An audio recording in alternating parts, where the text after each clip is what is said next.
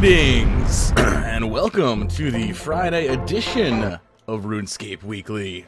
Oh, my voice is still warming up here, so I apologize for that. Oh, it's been a quick morning trying to get ready here and get everything going, and then YouTube chat just breaks, so that's awesome. What's on the menu? We're still building the show notes. Got a ton of documents here to go through, so we're going to do that right about now. Let me quickly unmute myself at Discord. We got Pyrnassius joining us today. How you doing, Pern? I am very good, thank you. Still a bit tired, as I said earlier, back to work, and it's wearing on me a bit, so I'd actually skipped a couple of shows, but just found out, as you said, you haven't been well yourself, so there hasn't been many shows on. Yeah, we've been doing about one show a week right now. Just got no energy myself. Been really just run down by life. And I've been a little bit sick too, but that's been mostly mitigatable. It's mostly, it sounds worse than it is, but my energy levels have been pretty much zero. So I apologize. I thought you would have. I thought you actually might have been out partying today with the inauguration. Oh God, I don't want to talk about that. I was at my daughter's starting university this year, so. I had to take her down there today to sign up with everything and just go through some stuff. And as we're going out, there's students out there. They're holding a rally in the city here. Stop Donald Trump's inauguration. And I'm sitting there going, yeah, because they're going to listen to a bunch of uni students from Australia. From another country. Yeah, that's right. And I said, are you people serious? I said, yeah. We've got our own issues with a Prime Minister who is pretty useless and an opposition leader who is even worse. And you're worried about who America's put in? I said, the people actually voted for him. He won. Let it go. And they're all just staring at me. My daughter's going, shut up, Dad. Shut up, Dad. Just keep walking. Oh, God.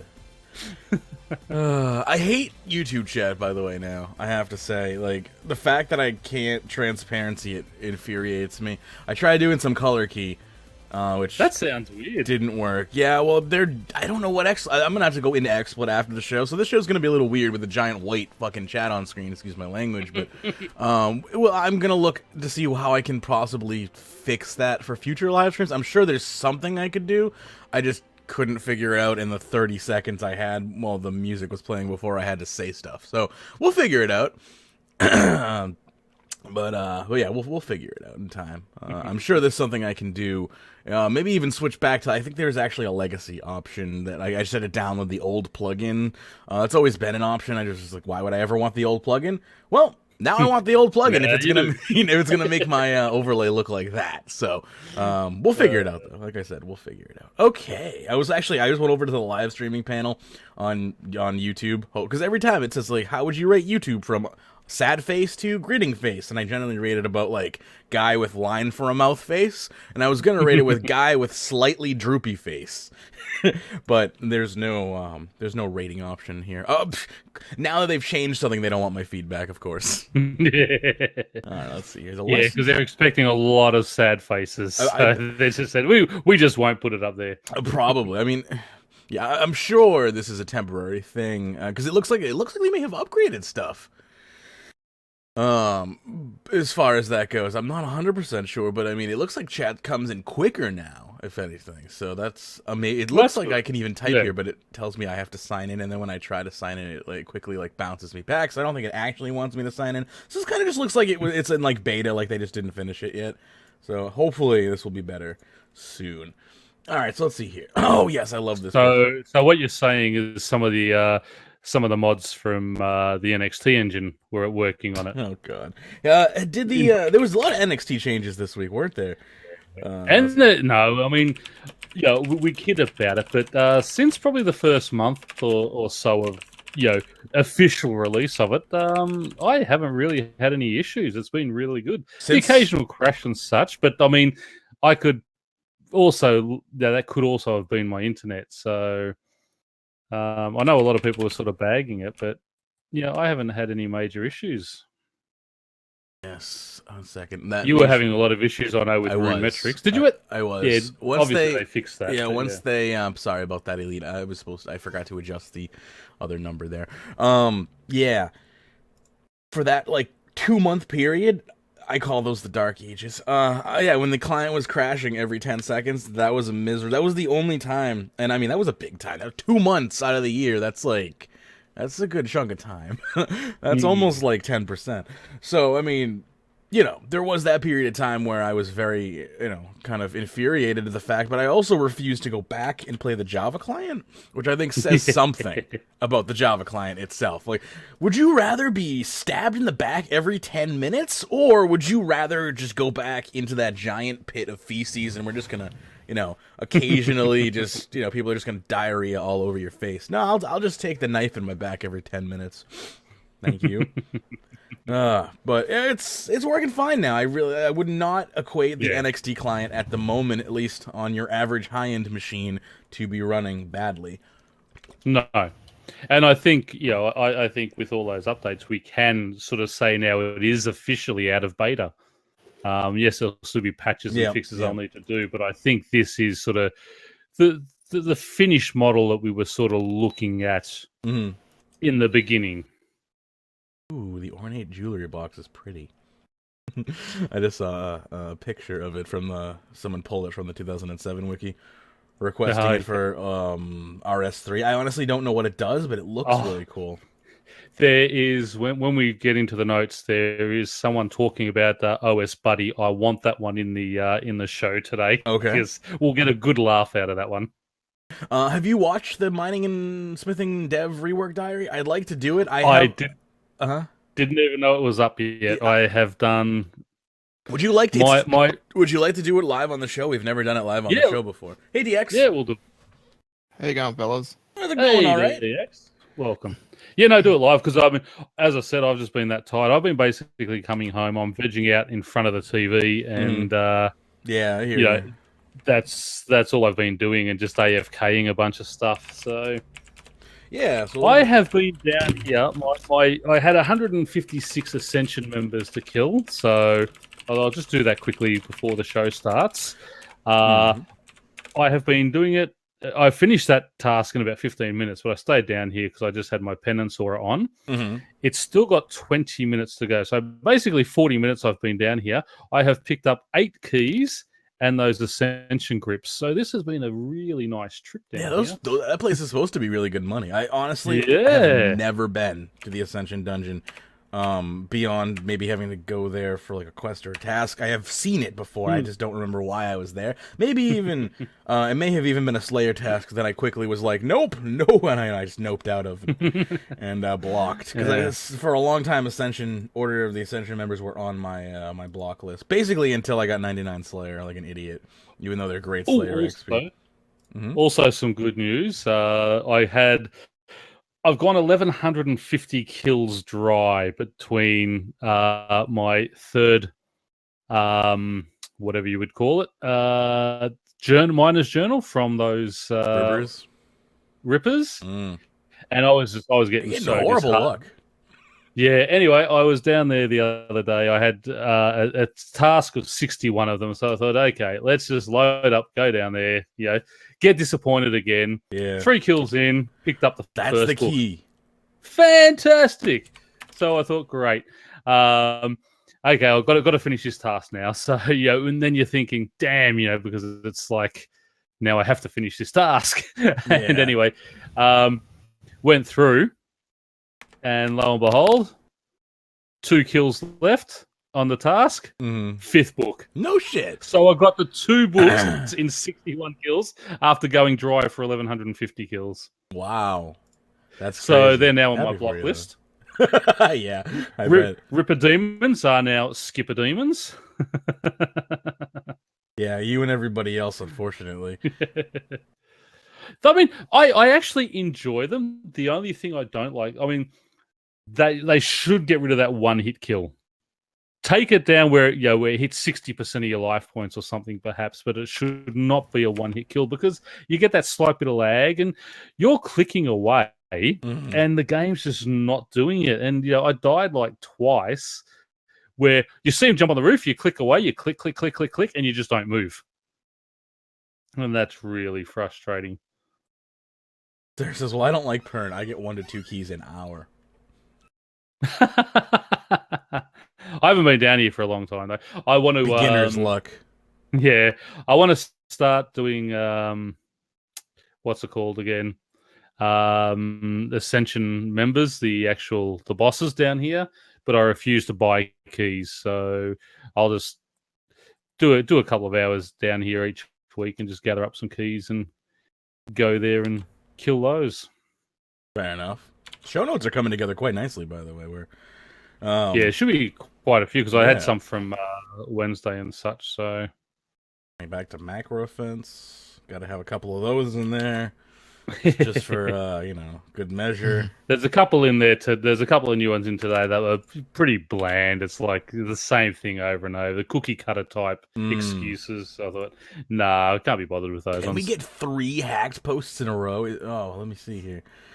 I got hacked via Twitch. There's no good story. Oh well. I was getting excited. We'll save that one for when we need one. Butthurt. Oh, a Serenic scale now too. Look at you. That used to be a million. Hey, Magic Mike. Oh, I got deleted. Let's see if we can find the rant. There's still 450, so. Oh, there's still 450. That's still pretty decent, man. Now, let me see if I can Google cache this page up here. I got hacked via Pornhub. Don't click on links and descriptions, even on your favorite fapping sites. Hey, are we going to talk about Zenel's little project? Yes, indeed. That looked fantastic. I can't wait to get a copy myself and try it out.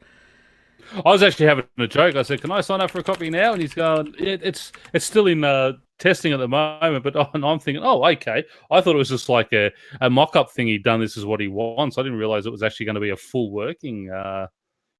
Yeah, I mean, from the looks of it, it's like done. Like, I mean, from the looks of it, as in like just looking at it, it looks done. I have no idea what's going on under the hood, but it looks really cool.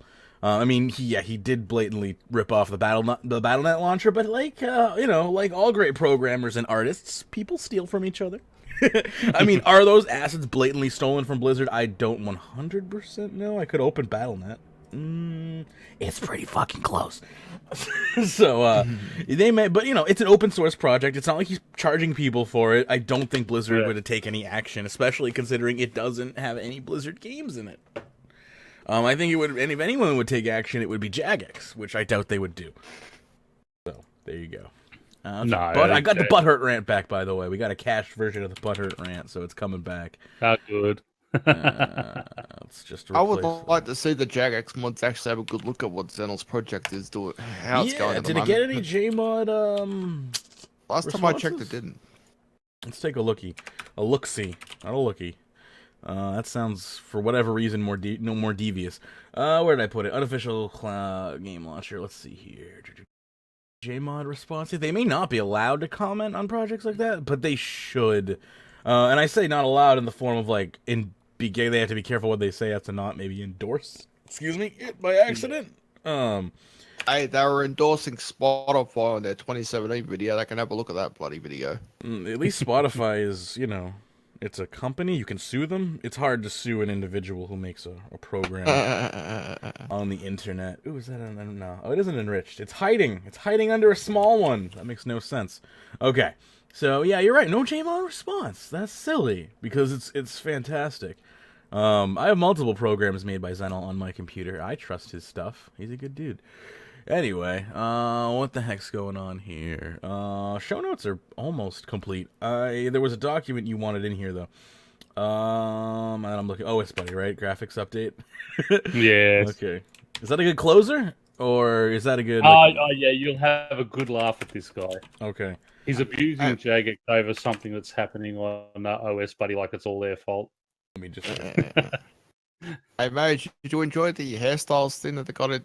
That they posted recently in Old School RuneScape? Got the Mohawk one? Yeah, I saw that someone posted. So Sudwood posted that in chat now, and I was just like, I wish my skin was that smooth, referring to the old school textureless skin. Well done. Yeah, they were. Each screen had like Britney Spears and Spice Girls on. I fully believe that the Sliske Endgame maze was developed while listening to Spice Girls music. I believe that. Or Justin Bieber. That's more like Recipe for Disaster. I really enjoyed Sliskay's Endgame, and as I said, maybe because I did play it 2 weeks later and they fixed a lot of the bugs, but I had no issue. Oh, the patch notes even today, like, or not today, but this week is what I mean. The patch notes this week made it even easier than it was before. Like, they just keep making it easier. It was a nightmare day 1 and day 2 maybe, and then first week afterwards it was much better. Second week afterwards it was much better. Now it's the third week or something afterwards, and they've once again made it easier. So yes, Jagex has proven time and time again doing a quest on release is almost like detrimental to your well-being. Let's see here, Vady. Wow, that's Vic and Haiti for anyone wondering. What's Vic and Haiti equals seriously? Is someone angry about Oh, yeah, that's actually a funny rant too. Oh, people. Okay, cool. We'll get that. I'm looking for end roll funny stuff, and then we're pretty much good to go. That's basically a complaint about the way they tied in together, the two of them. Warning signs. Let's see. Warning. Okay, this is literally about warning signs in the game. I just bought myself. I wasn't sure. I mean, just have a read over that if you think it's any good to bring up, because I thought it was interesting. But yeah, I'll tell you what, like doing this Deathbeard event, it's like for the first like hour of every day, it's like for the first that hour, I just get this big red box popping up all the time. You've received 27 doubloons. Like, oh my god! Like, I thought my character was dying. You could just put that in the freaking text box. You don't have to obscure 1/25 of my screen with a giant red box. Holy shit. But whatever. Divination sucks. No, we got to have this one in here. This one relates to me a little bit. It's funny. Someone was saying in clan chat last night that where two people were talking, and I was just being a creep and watching silently in the background because it was like 11 o'clock and I was half awake. But I remember the discussion. It was just like someone along the line was, I just got whatever divination level, and someone was like, oh, you going for 99? They're like, I'm trimmed comp. And then they're like, oh, you going for 120? And they're like, no, that sounds super boring. I'm like, you're trimmed comp! You said a Castle Wars for like 2 months. Shut up! Brownie. That was Brownie, by the way. Shout outs to him. That was funny. He's just like, that sounds boring. Got a trimmed comp cape. That is a classic. Life. Actually, there's another one in there about the cat lady. You might find that amusing as well. Cat Lady. Okay, let's see. You're coming back to a minute. Where's Cat Lady? Oh, I'm looking at the show notes. I'm not going to find them in the show notes, that's for sure. What was it looking for again? Cat Lady. Got it. Or Cat Hoy, yeah. All right. Divination. There we go. We have our closing lineup now. Hopefully we can get through all these threads. I don't want to overload us. All right, let's go ahead and see. I just posted a funny little post in the hashtag live in Discord for you. Very nice. Just a little fun one. Oh yeah, I saw that today. Tag a noob. Old school RuneScape tags RuneScape. Alright, let's see here. I'm saving up for legendary pet. I want that new gorilla. Like, obviously it comes with no new benefits. It's just cool looking. It's probably going to cost a few bonds, I would assume. My guess is it's going to go for about 15 to 1200 rune coins. So, are we talking about Harambe? Yeah. Well, yeah. Ebmara, as I put my name up for it. The gorilla that will forever. You just call it Harambe. Secretly be No, known they as Harambe. said. Yeah, they said when they're asking for names, they said they won't accept Harambe. So which is really just saying that we accept Harambe, but we have to give him another name because I tried to pronounce Harambe backwards. Then that's what I did. I put it in backwards as Ebmara. It was my suggestion for it. That's awesome. I love it. I just said that taking the piss out of him. No, that was the name I actually entered in for it. All right, let me get everyone into the show notes here. Alrighty. Oh, nice Dark Beasts. I love it. Now I can just go on AFK Dark Beasts while we do the show. Dark Beasts might get a modeling update in 2017. I tell you what they need to do is get a bloody buff on them because they are it's ridiculous. Isn't that coming in 2017 though? Like a giant combat buff to pretty much all monsters, and then a nerf to our weaponry or something to make tier 92s seem more appealable? Am I the only one that remembers this talk at RuneFest during the combat section where they were like, "We're gonna make your life shitty in 2017"? I remember talking about buffing some of the higher end Slayer monsters, but I didn't remember them saying about nerfing the other thing. I think the goal was to nerf weaponry by making monsters hit harder, like or something along those lines. Hit harder or have more HP or something. How much? Ascension Grips sold for the full amount, 4.12 million. Nice. We have not spoken about Planet Feet. We have the Planet Feet redesign on the docket for today, actually, which is actually what I need to do right now is create a ticker, and then we're good to go. So we're gonna do a live watch of the mining and smithing rework here to start the show off. Is there not a TLDW for the live stream this week? There was no live stream this week. Was there no live stream this week? Okay, cool. They're not doing many live streams anymore. They've taken off that Tuesday doing it all the time. No shit, they're really trying to kill the podcast, aren't they? No, it's basically because we want we want more surprises. So they said, "We'll give you more surprises," but that was the surprise. Yeah, well, it's certainly going to make our lives a little harder, but we'll figure it out. All right, and more. All right, let's update the ticker, and then I'll let you know. Someone PM me the time. Bam. Okay. Notes are in order, are they? Say who? Everything's good to go. We're going to watch that video live. I'll put it up on screen, and we'll just kind of watch it and react to it live, I suppose. And we'll see. I'm sure that's going to go super well. So we're all going to go, just going to go, during the live, and that's it. During that live watch. It's a possibility. If anyone, here's the deal: keep your video up on screen. If anyone starts talking over the video to make a point, everyone should stop their video as soon as you can possibly stop it, so we can try to keep ourselves synced up. I know that's going to be kind of difficult, so we're going to just do your best. There we go. New tiers of weapons and armor. They are buffing mobs to make a reason to buy the new weapons. Yeah, that's, I believe, what I'm referring to. I'm such a noob when it comes to combat stuff. Anyway, if Dex, you want to PM me like 28 minutes or so, that would be fantastic. And we can get this show on the road. Let me just get our intro music up here. Sorry for joining up late, so. Oh, good. It's all good. At least you're here. True. Yeah. Epic intro. Is that the name of my intro file? I don't even know anymore. It's been so long. It's been a whole week since I've recorded. It's a little bit longer because we went from Wednesday to Friday instead of Wednesday to Wednesday. Anyway, that should be good to go here. All right. Today is the 20th. It is not an elite show. I can remove those words. And everything else looks good. Show notes look pretty good. Okay. In 3, 2, 1 second. I'm gonna cough on myself here.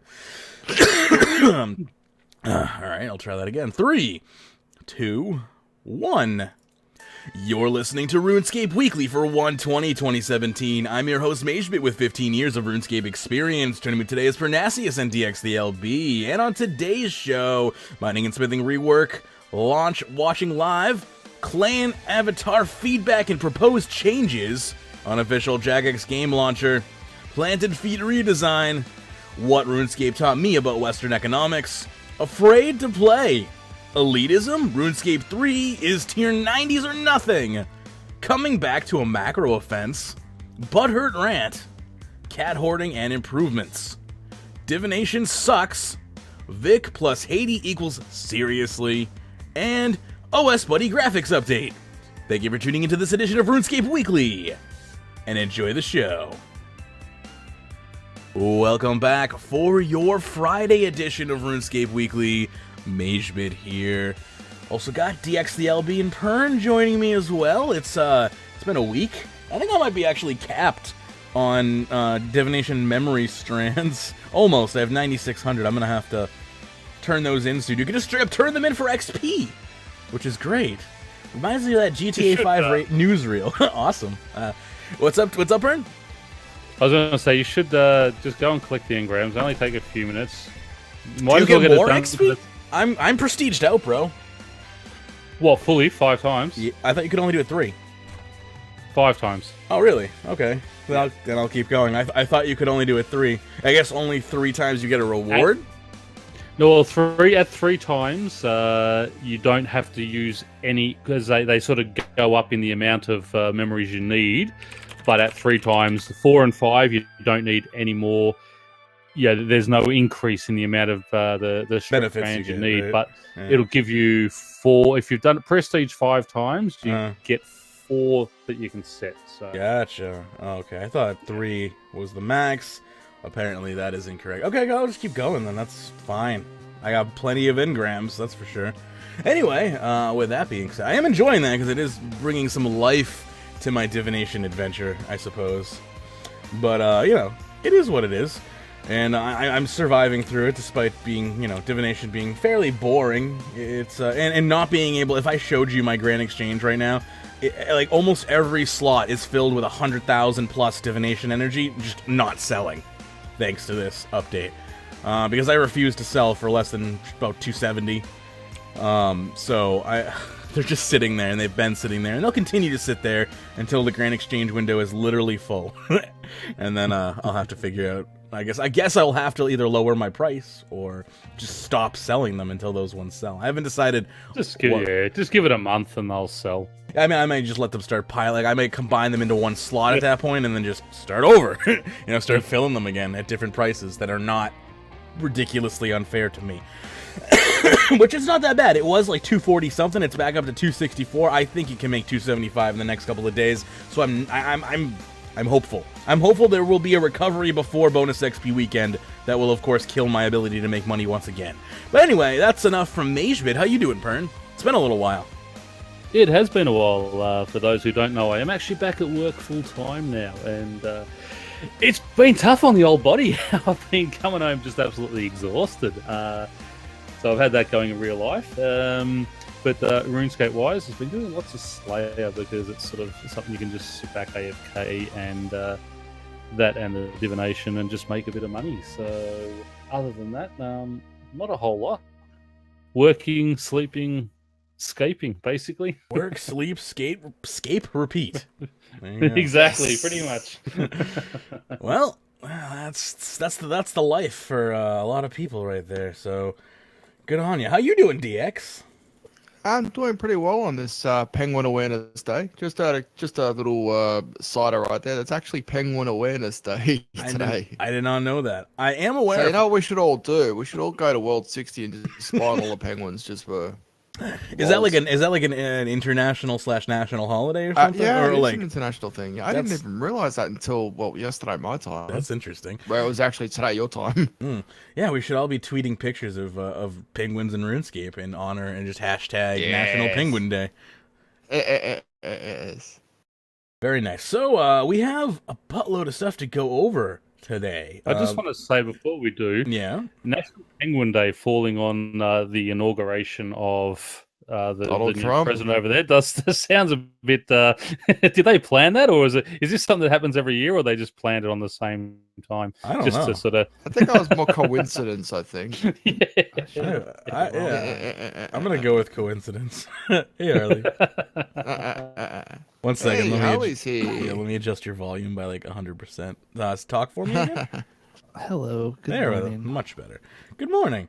I'm getting topics open real quick here because I didn't do that pre-show like a true professional. There we go. Now everything's open. Alrighty. Just I can sort of play along a bit, give you a bit more time, and just let everyone know I did finally get that the 2 last journals in the Ripper Demons. So I have basically just the King Black Dragon book to get now, and then I will have my Master Quest Cape. Very nice, Master. You're coming that close to the Master Quest Cape, huh? Yep, that's basically all I need, and then I've got it. That's awesome. Real quick, just want to remind everyone, if you want to get a free Elite show, all we need are timestamps of some of the best moments per show, equaling about 1.5 minutes of timestamps, and you get that show for free. You get to listen to it while you do that. So if you want to do that, contact show@runeweek.com or PM me in game if you're interested in trying it out. You're going to get a free Elite show just for trying it out. And of course, we have our upgrades list still going on at upgrades.runeweek.com. Thank you to everyone who has been helping us out with that. And of course, if you want to tip during the live show and get your messages read and whatnot and completely derail and interrupt the show, you can tip.runeweek.com. That's tip.runeweek.com to tip the live show. Anyway, DX, would you like to read the PSAs for us here?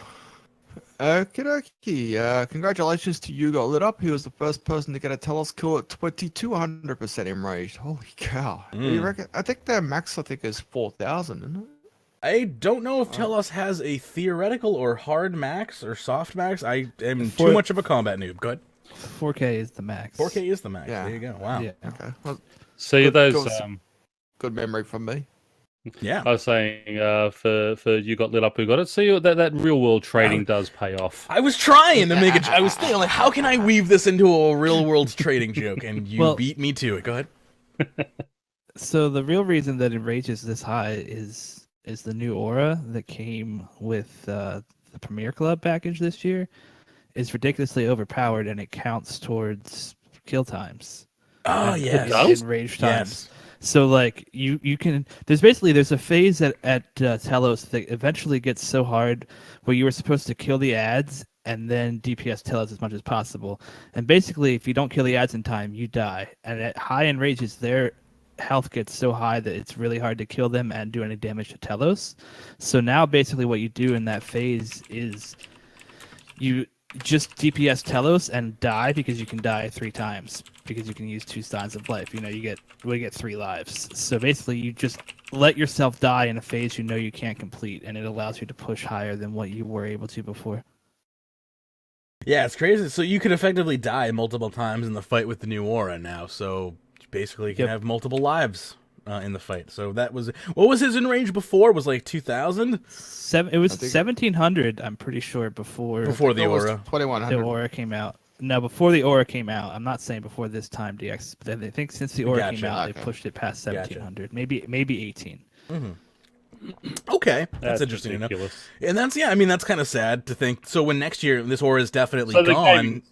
When next year this aura is gone next year. They specifically said it this time. Yep. So anyone next year will not have that ability to attempt to come close to that score unless they in some way include this in another package in some other way, shape, or form, and next year. So it kind of sucks for people who are who want to try to beat whoever the top score person is next year. And it also says if you didn't buy into that package in the first half of the year, then you also pretty much have no chance of being the top tier in that arena as well. But what can you do? That's just, I don't know. Yeah, they should have made it. It shouldn't have counted towards I agree. World First. Well, no other like aura boost like that has ever for those types of wars like the Berserk Majorat didn't count. Why does this one count? Oh well. What can you do? So let's see here. Continuing the PSAs. Okay, the minigame spotlight is on Fista Guthix. The circus is currently located at Dronar Village, and you can no longer trade off bonus XP with Victor Trader because you can only do that for last week, not this week, and I believe it'll be gone on Monday.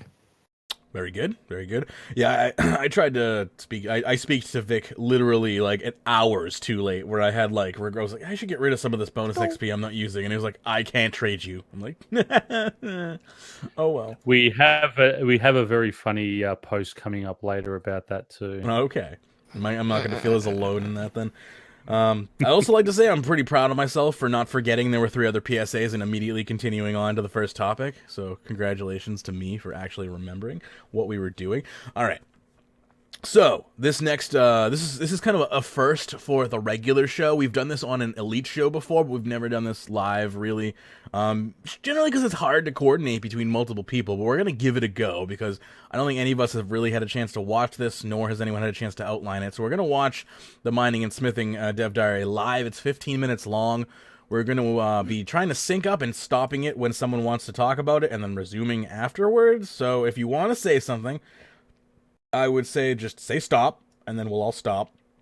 Say your thing, let it debate, and then I, as the moderator, will say let's all start again once everyone's had a chance to debate and argue said debate, and then we'll continue on. So this 15-minute video may drag out longer than 15 minutes. Does anyone have any disagreements and or suggestions as to that system? Does that seem reasonable, or anyone have any better ideas as to how we can control that? It's going to be fun for me because I actually launched Discord the wrong way because I've got Discord possible. going from my headset, but my YouTube's actually going from my main speakers. So while we're going through the video, I'm going to try and see if I can sync the video up through my headset so hopefully it doesn't come through my main speakers because it's nearly 2 o'clock in the morning over here and I don't want to wake people up. Yeah, maybe while you're figuring it out, just mute yourself in Discord until you've got all your connections all hooked up correctly, and we'll just until you type in chat, Discord chat, we'll assume just at me. I'll assume you're gone and muted until you at me. How does that sound? Does that work for you?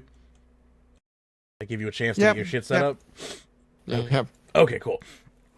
All right, so in the meantime, the other 3 of us here can continue on. Again, unless anyone has any other ideas, then we can pretty much try that and see how it works. And if it works, we'll maybe adopt it next time this type of thing happens. And if it doesn't work, then we'll never do it again. And I'm so sorry for even trying it in the first place. But I'm also sorry for what's happening right now. There we go. I'm going to try this. Okay, are we ready? Or is everyone good? Ready. Okay. Pern, you ready? I am. Sorry, I had myself muted. I said I am. I know I got mute on, so yes, right. I am. All right, let's begin the video in 3, 2, 1, play. Welcome to the 5th of the Mining and Smithing Dev Diaries. We've done 5, gosh. This time we're talking about smithing and the process of smithing.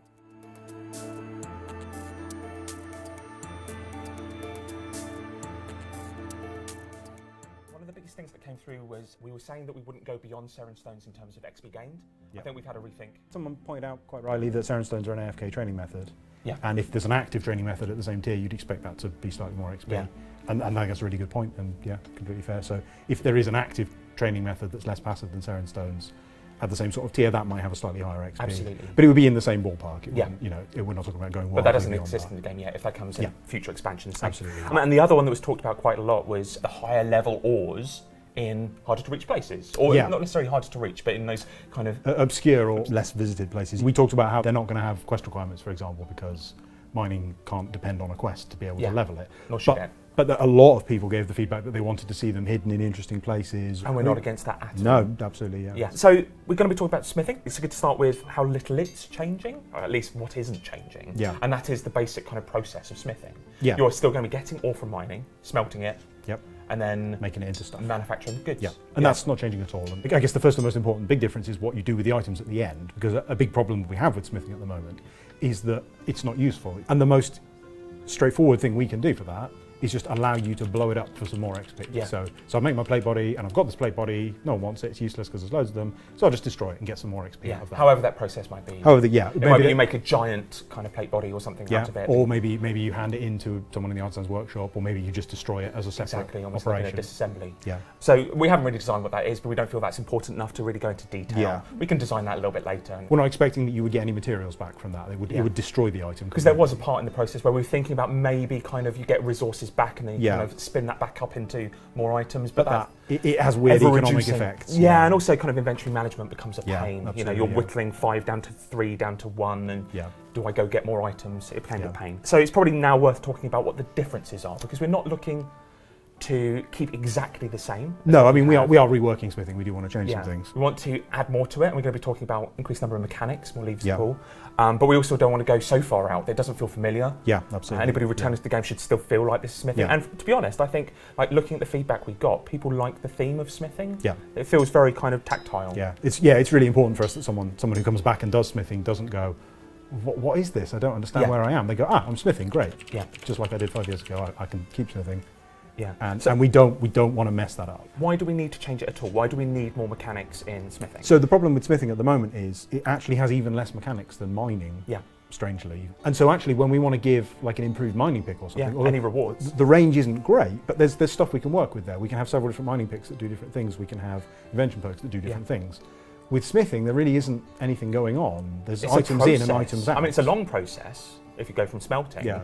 But really, there's no RNG So if you component. look at the smithing rewards in the game, they focus on either reducing the materials or giving a rebate on materials or increasing the yield, because those are really the only things that can change. Which is why we don't often give smithing rewards, because there's only just so many nothing to really levers to pull, as we often say. Absolutely. So we're looking to introduce some while maintaining that familiarity. At the moment, smithing is just incredibly fast. It just happens. The fact that it takes any time at all is sort of an afterthought. There's no timing in it. Whereas mining, for example, it takes fairly specific amounts of time to get ore. Smithing, you're just done. And the only time it's not more or less instant is when you're doing a huge amount. Which means you can't speed it up or slow it down or have rewards that do that.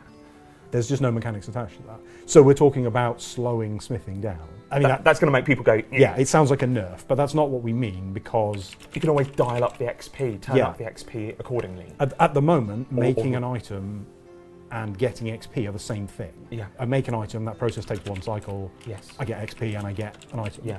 If we divorce the item from the XP, so I work on an quarter item of for it, a don't while. Succeed, quarter of it don't succeed, that's it. I get some XP, I get some XP, I get some XP, and then I get the item. Yeah. We can slow down the process of making the item without necessarily slowing the skill, because all the numbers are going to be changing. I mean, just the tiers coming down just does that automatically. We're going to have to completely rebalance the skill from scratch anyway, so we're still going to have to do all that maths. Yeah. But the intention is not to cripple smithing or nerf it, but just to make it more interesting. That's what we're trying to do. So the next part of it, which leads to a kind of question for you guys, which we really want you to help us with, is what theme does this take? So we're going to add more mechanics, but how will it feel? So we've got 3 different routes that we could go down. The technically simplest thing to do is to go to the little number in the code that says how long does it take to make a plate body, and change it from 1 to 2000. Yes. And that would mean you would click, and then you would just sit and watch a progress bar go up for a long time, for 10 minutes or 20 minutes or something. True. And then if you aborted it or got logged out or something, the whole thing would cancel, and you'd have to start again. It'd be really irritating. So we need to not do that. We need to do something separate from that. One idea would be to make it work kind of like how fletching works, which is that you assemble individual components. Now, fletching is quite simple. Yeah. You make the bow, you make the bowstring, you combine them together. But something like that. So say I make 200 sword parts, or I make a handle and a blade, or That's I make a hilt. And, exactly. Yeah. And then I combine them together into a sword, and that would make the process longer, but it would be lots of little pieces that finished with one finished item. That would be one way of doing it. So that's one feel. For smithing. So I assemble the parts and then I make the parts into an item. Another way of doing it would be that I start essentially with the item, perhaps an unfinished sword or perhaps a weak sword, and then I either work on it some more, or I add some more materials and I get a better sword or a more finished sword. Every time it's just kind of refining, improving. Maybe it's got stats and can be used at each of these individual stages. Or maybe they're untradeable, unusable objects that just represent a stage of progress. And that's kind of like how herb lore works, in the sense in which you start with one object, you add another object to it, it makes it slightly better, and another object. The sword is vile, kind of thing. Exactly. Yeah. So unfinished sword stage. So we're trying to, in terms of kind of having a shorthand for this for the question later. Yeah. So number 1 is the fletching kind approach. Of like fletching. Number 2, the herb lore approach. Kind of like herb lore. Yeah. Kind of. It's the closest approximation we have. And the third one is. The third one is something we haven't really. I can't think of any other examples in game where it takes, say, 10 minutes to make a sword. Yeah. So what we do is you're working on your sword, and we just store how long you've spent working on your sword. Checkpointing. Yeah, exactly. Either we remember that on the sword item, so you've got it in your inventory, or perhaps we remember that on the player. You were halfway through making a sword. Feel free to carry on. The advantage of that would be that it would just be a single, simple item that you wouldn't have to do anything complicated with. There's no inventory management there. Yeah. There's less items involved, but it's also a bit less interesting. There's less going on. That's it. It feels less like I am making a sword. It's just a progress bar. I'm watching a loading bar. There's probably All right, let's stop it at real this quick. stage. Okay, go ahead. I don't know about everybody else, but I really personally kind of prefer the third method. It's not being done in the game currently, as far as how to make the skill. I mean, herb lore and fletching like methods would be good too. Have they made it to the third method yet? Yes. Okay, Yeah. sorry. I was completely just not understanding anything they're saying. Well, we're trying to get in sync, so I'm assuming we're at the 650 mark, I believe. Pretty much. Yeah, I am at least. I'm at 655. Yeah, I'm at 654. So Okay. I'm at 653. Holy crap, we're close. Yeah. I personally agree with you. I also like the third option the best, Harley. yeah, having one item that you're working on, and I mean, hopefully it would make things like maybe we. maybe we change resources, and like resources would potentially be stackable, and I think the third scenario too, because you're only working on one item, at a set amount of time. So like it could be somewhat similar to like when you're making stuff in an invention workbench now, where you make like 60 things at once or something. If But yeah, I don't know. That sounds like super good to me. I think it's really smart to divorce XP from the one specific item. It doesn't make sense. Like we could like redesign how rocks look and bars so that it's not like, like the size of a bar is kind of weird right now. So maybe we have to mess with some of that logic at some point. But I like it. I do too. I like the herb lore route. The adding to it. Refining it. That's what they were talking about here. Yeah, the herb lore route. I think all three of these definitely sound way more interesting than what the skill currently is. B and C both sound fine as far as I'm concerned. I'm trying to find someone in the comments here. I think actually wrote out the 3 options so you could kind of choose, and now I can't find the post in the comments. But yeah, the options 2 and 3, well, the one where it was I believe it was like the fletching style or the herb lore style, were both okay to me. I just want to see some new mechanics. I'm basically, that's what I said. I'm like, as long as it introduces new mechanics and changes the way it functions, then I'm okay with it. We need to mix it up a bit. It needs to be more hands-on and whatnot. What about the fact that this guy said that they can change the number in the bloody spaghetti code to say from 1 to 2? Mm-hmm. That's how easily they could change smithing. Yeah, for a timer, sure. They could change the speed. That's a ninja fix. That. Sure. I mean, that's just coding 101 as far as like. Well, I don't think that was things necessarily a realistic example either. I hope more not. Like a theoretical. Yeah, I think that was like, we could just do this, but people would be mainly dissatisfied, and that's a pretty lazy way to do it. But that would technically make smithing, longer. But it adds, it adds no value, and yeah. I don't know. And then that would be, how annoying would it be? I think they mentioned in the video, like, how annoying would it be? It's like you're 50% way through a tick and like you lobby by accident and you lose all that progress. Like, what about that is not okay. Hey, what about earlier on, right, when they were talking about destroying items and getting items back? Isn't that just a spring cleaner? I mean, mechanically, that's what they're not going to do, though. They don't want to do that. Yeah, I mean, they don't want you to. And then the other thing was like, they also don't want you to end up with a bunch of useless crap either, right?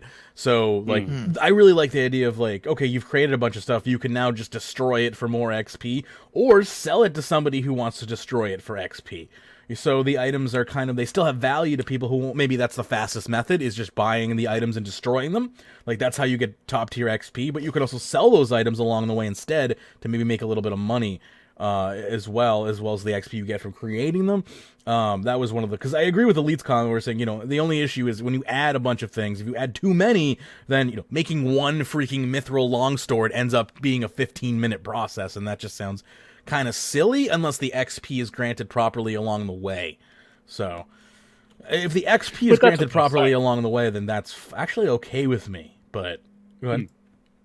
That's what they were saying, though, that you'd just get drops of XP, but you wouldn't actually get the item until the end of it. So, similar to like when you're, it's hard to sort of think of anything where you do that, where you just bang, bang, bang, bang, bang, bang, bang, and then the item's there, sort of at the end of it. So there's some cooking, probably where that's the case. Gnome cooking is kind of like that. Sort of like that. Yeah. You got to add the different pieces and then you get it at the end. Yeah, exactly. And like you add a piece, then you have to like go to the smither, and then you go to your anvil and you hammer it out. Then you add another piece, and then you hammer that one out, or you dip it into the the fire to kind of heat it back up so you can mold it. Like I like those ideas, but you should be gaining significant XP. If it takes 15 minutes to make one freaking longsword, that longsword should be worth like 10,000 experience if we're talking like mithril, low level. And that's but that's what they were talking about. You'll be getting the same XP. So if you're making a lot of, you generally grab your 28 bars, you bang, you get 14 longswords out of it.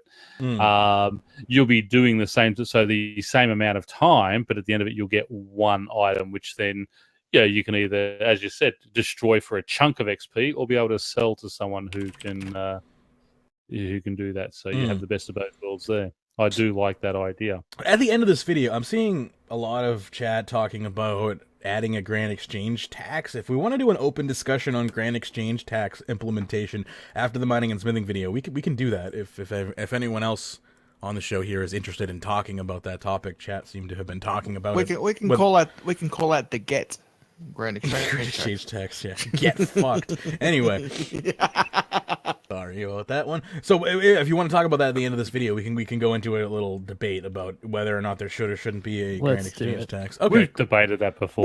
We have. I'm not going to say it's going to be a horribly long debate, but we can certainly share our opinions on it.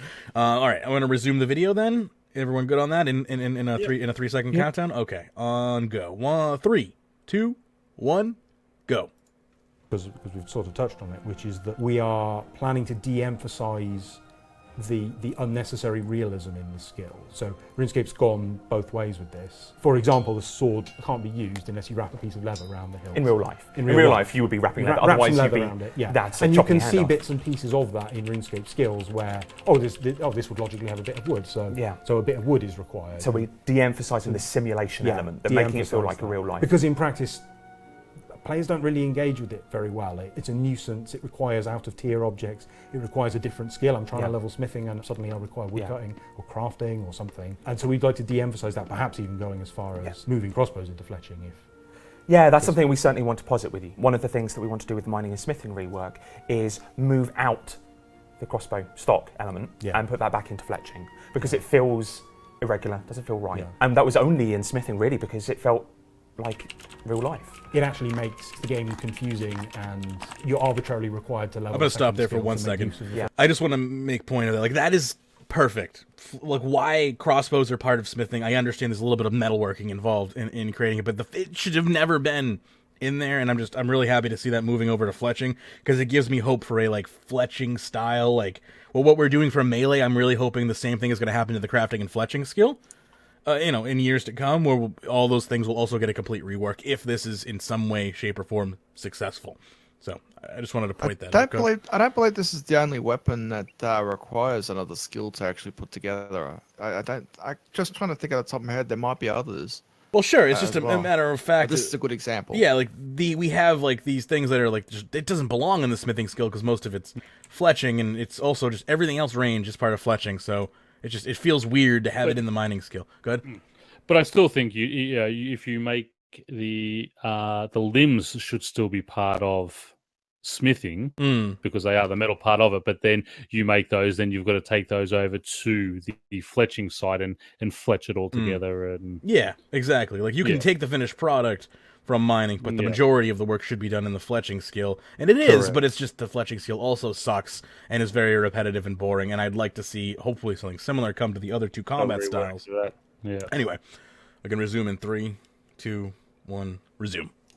Skill, and that's not really the way. So your feedback on that is welcome. But to go back to the question, just to kind of round that out, if we're looking for how it feels to do smithing, you have 3 options. One is the fletching approach. Just take multiple items, lots of different items, to form together to make that finished item. Second approach is herblore, which is to refine a single item, like in the vial, you're constantly adding to it. In this case, it'll be a sword or armor, constantly refining it until you've got that optimum item. And the third option is the kind of checkpointing. Go kind of long form make X, but checkpointing so that you can actually save your progress. Keep your progress. We wouldn't expect the difference to have a significant effect on the balancing or the rewards or anything like that. We're not. It doesn't change the time it takes or the amount of GP or anything like that. We balance all that to be the same. Yeah. One of the biggest things that people talk about, like off the back of the initial, when we were first on live stream talking about mining and smithing, and it's still the case now, is coal. Surprisingly popular. I know it. Fan favourite coal. Outside of Slayer, probably the most talked about thing with mining and smithing. But it's understandable. People have got large stocks of this. The economy is, drives thrown in miscellaneous. Yeah, exactly. It really drives it. So what are we doing with it? What's the plan? The plan hasn't changed, except that we're going to add something to accommodate everyone's feedback. So the new ores will have new secondaries. Yes. So the 60, 70, 80, 90 ores will have new secondaries. Some of the old ores, I think Mithril, Adamant, Runite, will have new secondaries. So coal will become a low-level material.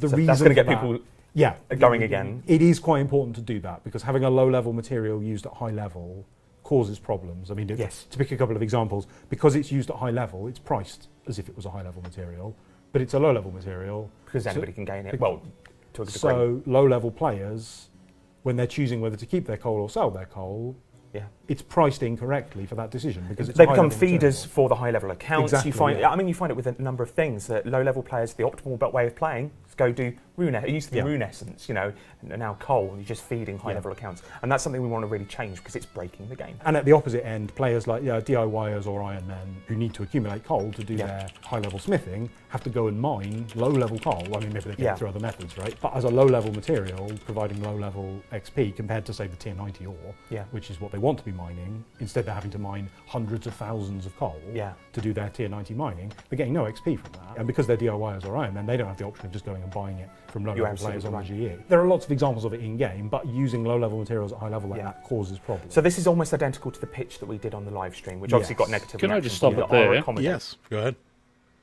Okay. Again, the one thing I don't like about here is they're going, oh, for Iron Man, for Iron Man, for Iron Man. I mean, that's part of the thing of Iron Man.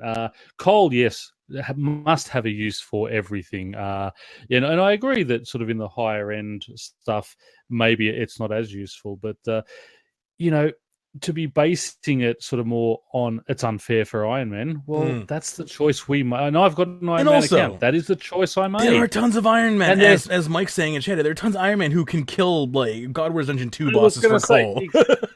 And that was my next point. There is so much coal being dropped anyway. You don't have to mine hundreds of thousands of it because DX, another good point. You're getting it as a drop. Miscellanea, also another source of coal for Iron Men. If they truly want coal, they could get thousands of coal a month that way. Although less efficient, still for a lower level Iron Man, completely easy way to get a shit ton of coal. Yeah, I do agree. I think that's only one of the reasons they're listing, but I think the first two are the ones they lead with are obviously way more important. I mean, I think having a secondary of similar level is going to be good in the fact that it will also mean if you want to, even if you just want to be a do-it-yourself account, because this could raise the price of mining stuff where it's actually worth your time to mine your own stuff. Who knows?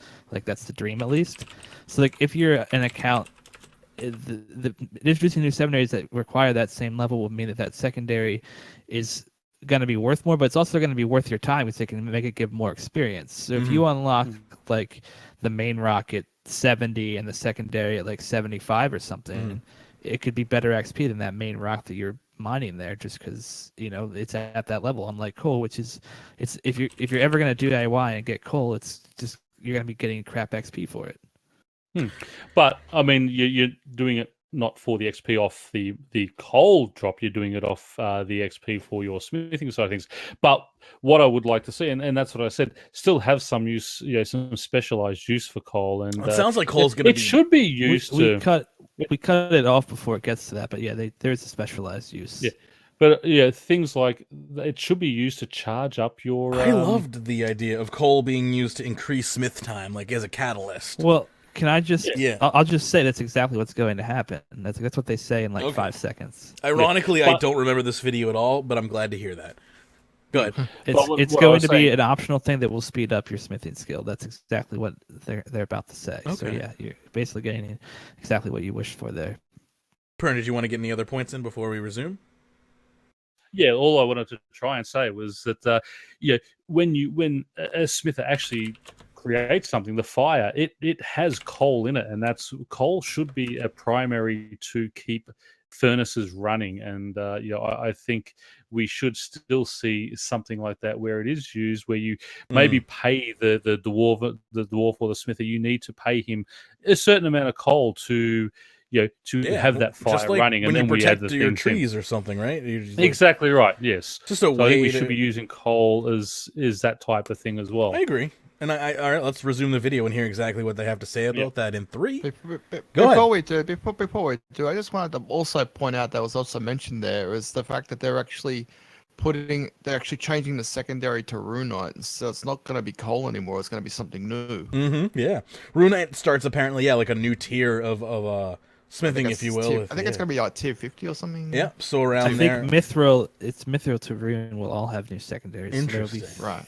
It will only be the first two that'll use coal as their secondary. Which was interesting because when they Iron first steel. announced it, it was going to be adamant upwards, and now they've dropped it down to mithril as well. So Mithril sounds a little early to At switch least from they're coal to keeping me. coal useful though. Mithril. I mean, What about like a pitchfork or something? You know, drop your coal in the whatever you do just to stoke the fire a bit. You know. well, that's So you exactly continue what we were. smithing. Yeah, that's kind of what we were talking about with the. It becomes this like weird catalyst, if you will, to keep your furnace overpowered. As far as smith things quicker. Anyway, that killed my train of thought, so I can't remember what I was going to say at this point after not being able to say it for multiple times. So we want to resume. All right, we're going to resume then in 3, 2, 1, resume. Yes. So obviously, a lot of people have coal. So the plan we have to give coal a use is to make it a universal catalyst for all smithing. So at low level, it will be a secondary, but at high level, you can use coal to speed up smithing. And this is an example of the kind of thing we get by having this kind of mechanic. But if smithing goes faster when I have coal to use, then that means coal is always useful to everyone. But if you don't have any or you can't afford it, you can still do smithing. Yeah. You're just better off with it. Yeah. So that hopefully will keep a use for coal. Yeah, your feedback's obviously welcome on this because this has been driven largely from your feedback on that initial pitch. What we don't want to do is, I think, what some people expect us to do, which is to have 150 coal be the secondary for the tier 90 ore. It'll be another really don't mined want to do that. secondary, so it'll be something else. Something else mine. that I get through mining, absolutely, Yeah.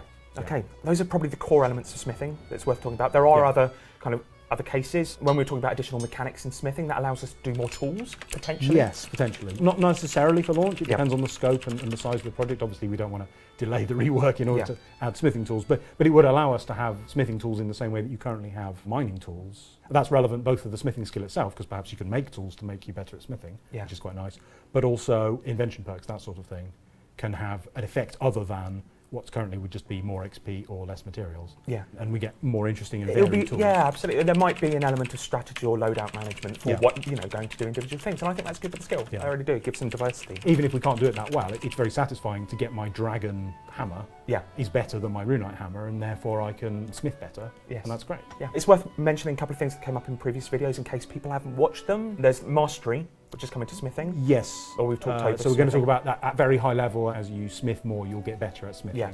And that's our attempt to have high-level smithing be a competitive marketplace, which can be genuinely profitable. Yeah, generating GP is largely the aim of mastery, and also honed, which is bringing components gained by PVM, and maybe bossing in particular. The plan is that certainly melee weapons and armour will be made by smiths using PVM and mined components together to try to share some of that profit around between PVM and skills. That's the plan. Just to reiterate a couple of the questions that we have. One of them we didn't actually form as a question, but I'd really like to hear your thoughts on it. Is it okay to add more mechanics to smithing? I mean, we've outlined our case of our reason for why we feel it helps us, more reward space, more strategy and optimization for you as a player. But do you actually think that that is okay, even to the degree that we're talking about?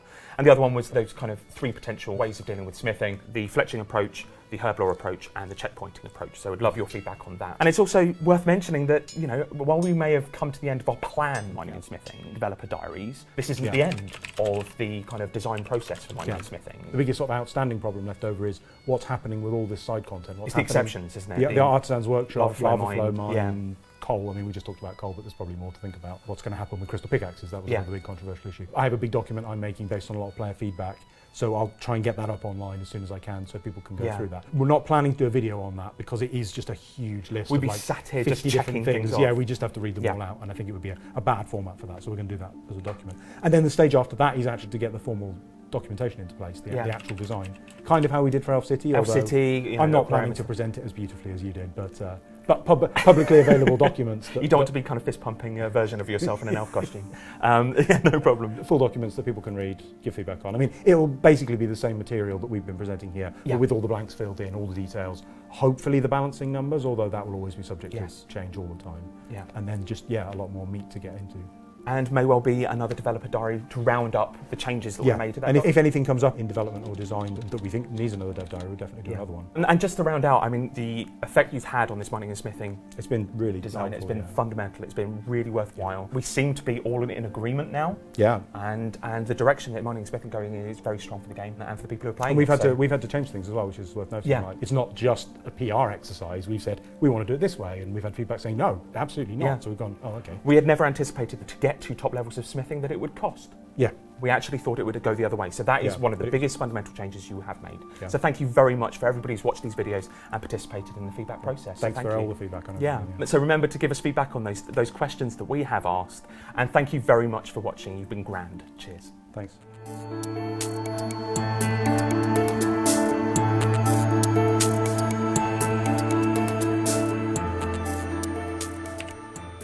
All right. So there you go. That is possibly the last of the Dev Diaries, maybe one more, if they make any changes from here until it's released. But again, its release is not till the fall, if I understand correctly. So, still plenty of time to debate things. Yep. I just for reference, was I the only person who noticed that noob on Ashdale with a basic pickaxe while wearing Tetsu on Ashdale? Yeah, that went over my head. I wasn't paying attention. I looked at it like a corner of my eye and I was like, hang on, that guy's wearing Tetsu and he's using a basic pickaxe. And I thought he was a noob because he was wearing Tetsu, but you know. That's they're doing It was also mining silver, I believe. You'd have a smithing outfit on, but anyway. Well, I mean, see, my logic was that it was all overrides probably, because why else would you be like in that area wearing that outfit unless it was an override? What? I don't think I was, because you would have been able to smith silver faster than that. I have no idea. I wasn't paying attention. And also they mentioned Dragon Hammer. Did they? Yes. Different hammers. Yes, different hammers coming in. Interesting. There you go. That's true. We already know about the Invention Hammer that's coming in soon, but obviously different. Yeah, they were mentioning the possibilities of different pickaxes as well. Has that gotten scrapped? I haven't. They didn't. I don't remember. They didn't mention. They didn't mention. They mentioned it a long time ago. Yeah, I just don't remember what their consensus was on whether or not they were going to do different tiers of pickaxes. Was it maybe, but not on release? I think it's not coming in batch 1, quote unquote.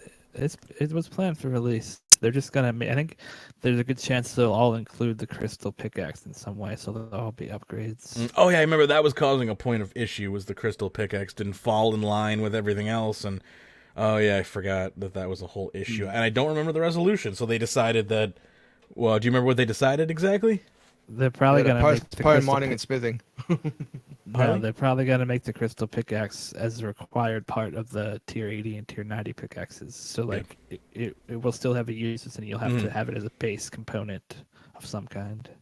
Alrighty, cool stuff. The other thing I did like to hear on that is where they said about PVM and smithing future weapons. So it sounds like they're looking at dropping the pieces through PVM and then smithing them together to sell that way. So that's something that you've always wanted, wasn't it, Pern? That's exactly what it should always have been, in my opinion. They drop the components, we can buy the components off them, and then smith them together. When you say they drop the components, are you referring to monsters? The monsters, yes. Yes. Yeah, that's what he meant. Yep, so some monsters drop some of the... Yeah, go ahead. You can explain it, please. Yeah, so basically what they're talking about. So like with Araxor, what had happened is it had dropped the fang, and then you sort of smith the... smith it together with the hilt and put it together that way, which, is the way I think it should always have been, is... Yeah, the monster should always drop the pieces and then it's smithed together. And that makes smithing useful in game rather than just sitting there, okay, it's something I have to get 99 for because I want a max cape. Yeah. It's a real shame that that's what people, most people are grinding skills not because they want to grind the skills, but because they want, the max skill access. Exactly. Well, so I like this change, but my question is if it's actually going to be useful for any time, in the near future. It's unless they retroact every weapon in the game this way, it's not going to make a difference because we already have up to tier 92 weapons that do not act in this way at all. Yeah, that's very true. That is very true. There's nothing in the game currently acts this way. So what does that do to, as you said, your Araxi drops and your next drops and stuff like that? All that get changed, or is this are we retrofitting, or is this just going forward? New bosses and whatnot will be developed in that. I would honestly love if they did retrofit. Oh, me too. I don't expect them to. It's a lot of work.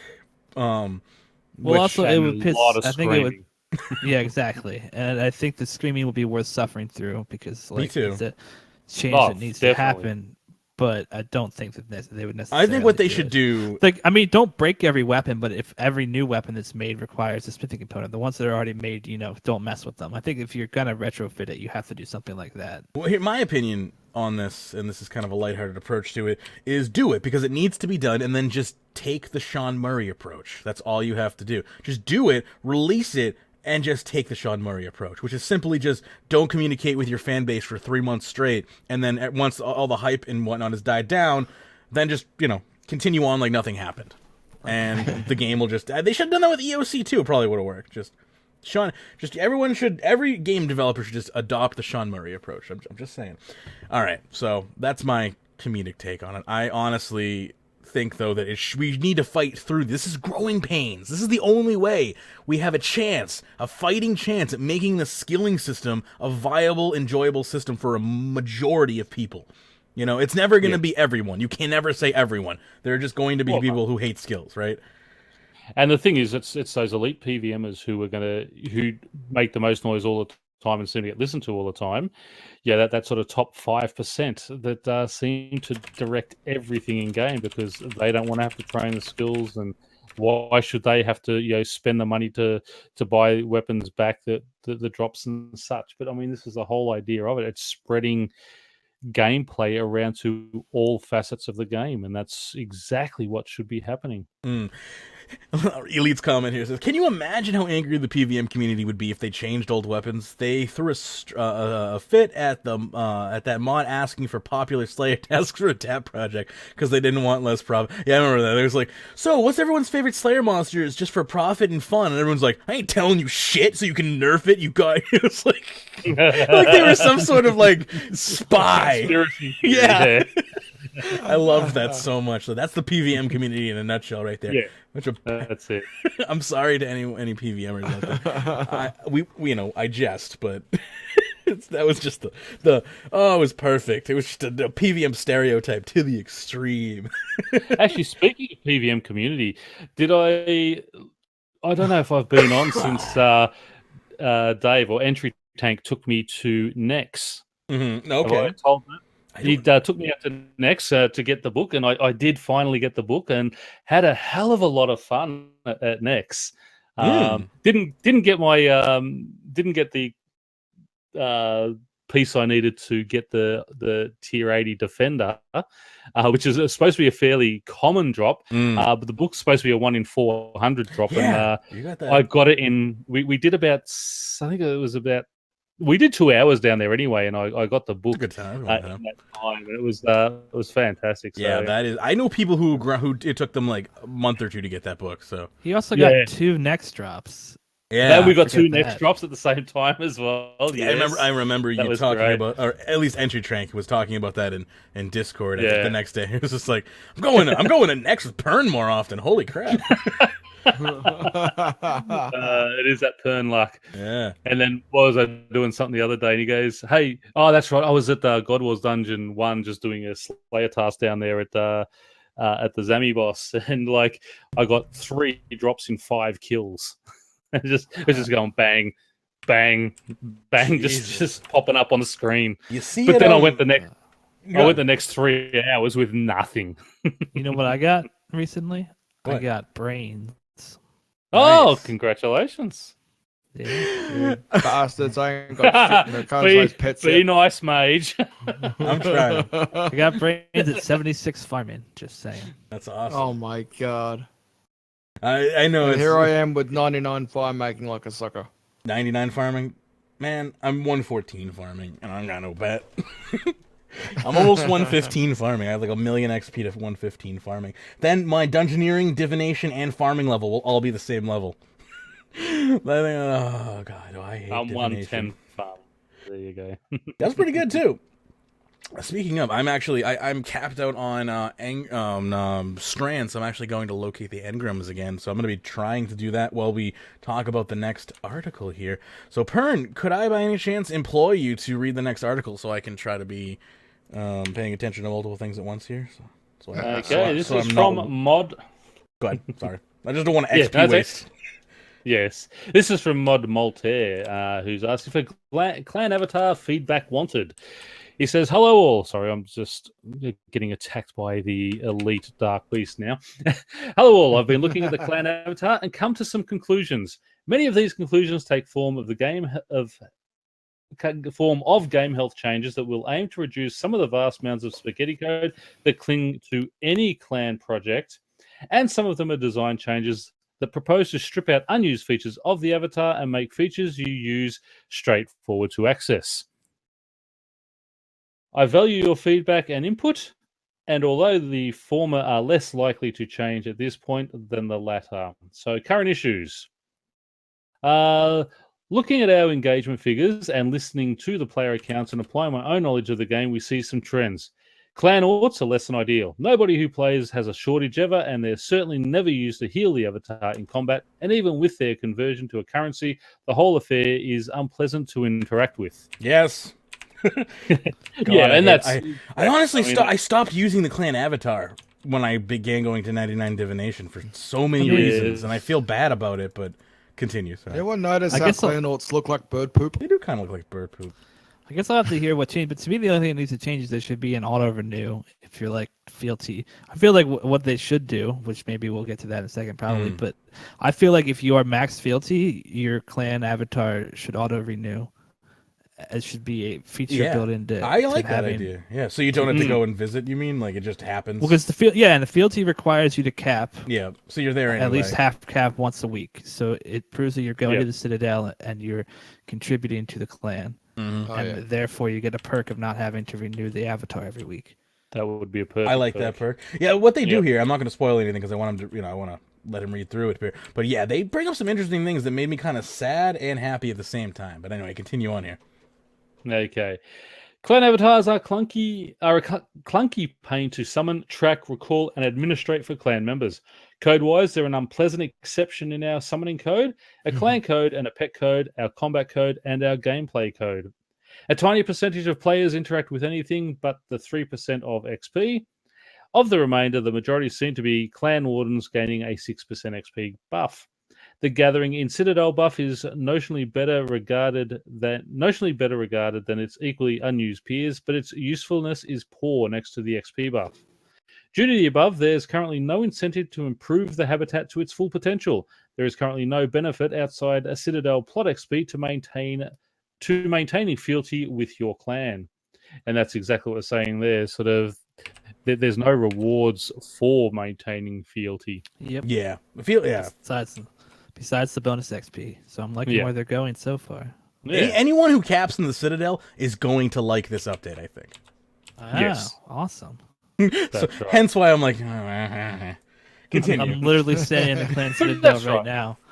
But that's right. But I mean, it shouldn't be that sort of despite people who don't. Yeah, despite the fact that it makes me like, I completely think everything in this document is 100% legit. It just means that I have to do more work that I don't want to do, and that's not a reason for me to be like not okay with it.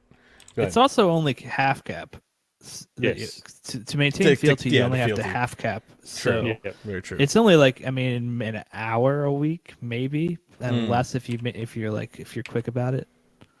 Yeah, I suppose so. My restream chat isn't working, so I just had to reload that. So I apologize if I'm missing anyone's chat. It seems that it's working like on XSplit, but not on my screen. So continue. Anyway, Pern. Yeah, sorry. Let's see what you got. Proposed solutions. Clan orts go away entirely. Any clan member can visit. Remove that. Please remove that, man. I don't like it every time I do PVM. It drops bird poop. I don't like it. I just got 20k orts. They can't remove them. Yeah, I've got about. That's the problem. Harley. That's exactly the problem. Is no one's ever short on orts, right? No, but I like. It's my never collection, a threat. Yeah, I want to max out my collection. I need 200k. Oh, I've got 73k and I've turned them off now. Yeah, I don't. I have like 12k and I don't pick them up because that's more than you need for a year. It's like Anyway. Okay. Any clan member can visit the Citadel and interact with the habitat's runestone to attune the habitat for 1 week. While attuned to the habitat, the player can summon their clan's avatar as a companion pet, which acts like all other companion pets. Familiar override, etc. Yes! Oh my god. Yeah. Yes! Finally. It'll have the color, like that. flag, and the limb customization options appropriate to the clan. Oh While my attuned God. to the habitat, the player receives an XP buff, whether or not they have the avatar pet out. More on this below. While the avatar pet is summoned in the Citadel, it will gather resources every few seconds, up to a cap shared across all clan avatars. Oh, Basically that's an the same. awesome change. Yeah, I agree. It's across Yeah. all clan avatars. Because right now, avatars have to gather resources, but you have to set it to do that, and you have to do all 3 separately. I know this because I make sure our 3 cap every week. But Yeah.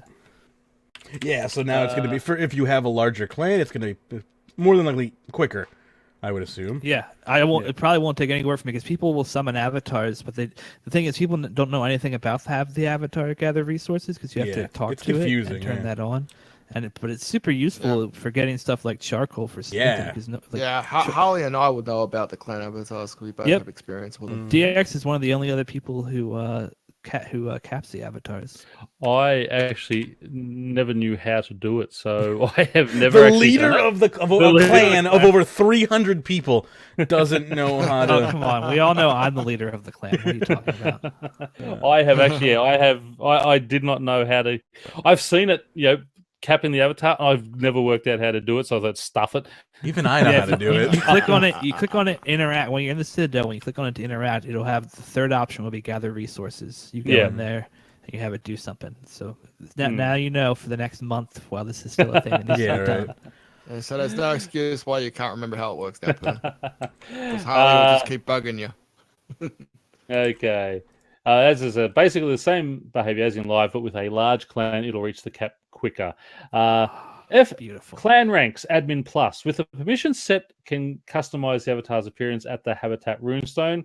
Clan ranks with admin plus again with the permission set can decide what avatars will gather at the habitat runestone or stop them gathering.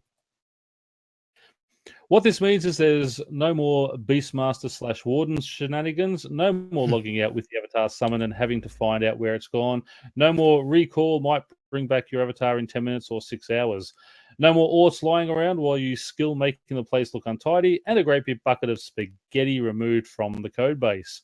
It does mean you'll have to visit your clan Citadel once a week, but that seems like a small price to pay. And that's I more fully than agree reasonable. That's More than that's reasonable. exactly. Yeah. I completely agree. Everything there is very reasonable. Yep. I don't know why I put Berthorpe there, but Yeah, very good. So they didn't say percentages. Like, how does the 6% versus the 3% work? there's That's coming more, up. There's more, Harley. No, it's coming later. Okay. Yep. Yeah. Here's the main area I'm looking for feedback from you. There's something to take into account here. A clan XP buff should not reward clans with finer citadels less than those with more basic citadels. It should be more or the same. A clan XP buff should not reward players more for having a particular clan rank. A clan buff should not reward players who work for their clan less than those who do not. We're committed to offering double this amount to clans who have previously won or come second in a clan cup. This is the same behavior as it is currently live. If you suggest a figure that's stupid high, Timbo will come around to your house in real life and reset all your levels. I'm surprised it didn't say you'll chop down a tree. Which leads to a couple of potential approaches.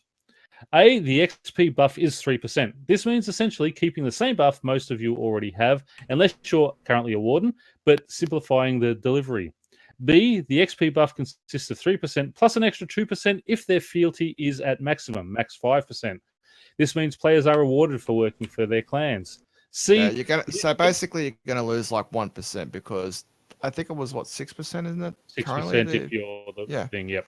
Yeah, so you're gonna lose 1%, but that's a nice, but you're working for that extra 2%. So C, the XP buff consists of 1% per tier of the clan's habitat plus an extra 2% if their fealty is at maximum 5%. This means players are rewarded for working for their clans and that players are incentivized to build their citadel up.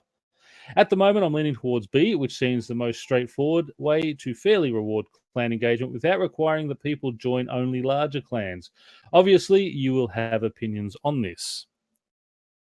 What happens next? So, yep, I like this, but I don't feel like there should be it's only 1% there, maybe, but I don't feel like the buff needs to be any smaller. Like I feel like at max it should be a 6% buff. I don't know. Yeah, they seemed really like they were trying to get rid of that 6% buff for whatever reason. They deemed it to be too much. Which even doesn't make sense for to me. I mean, if everyone? anything, it should be more, like 1% more than what I don't know. Like, it doesn't need a nerf.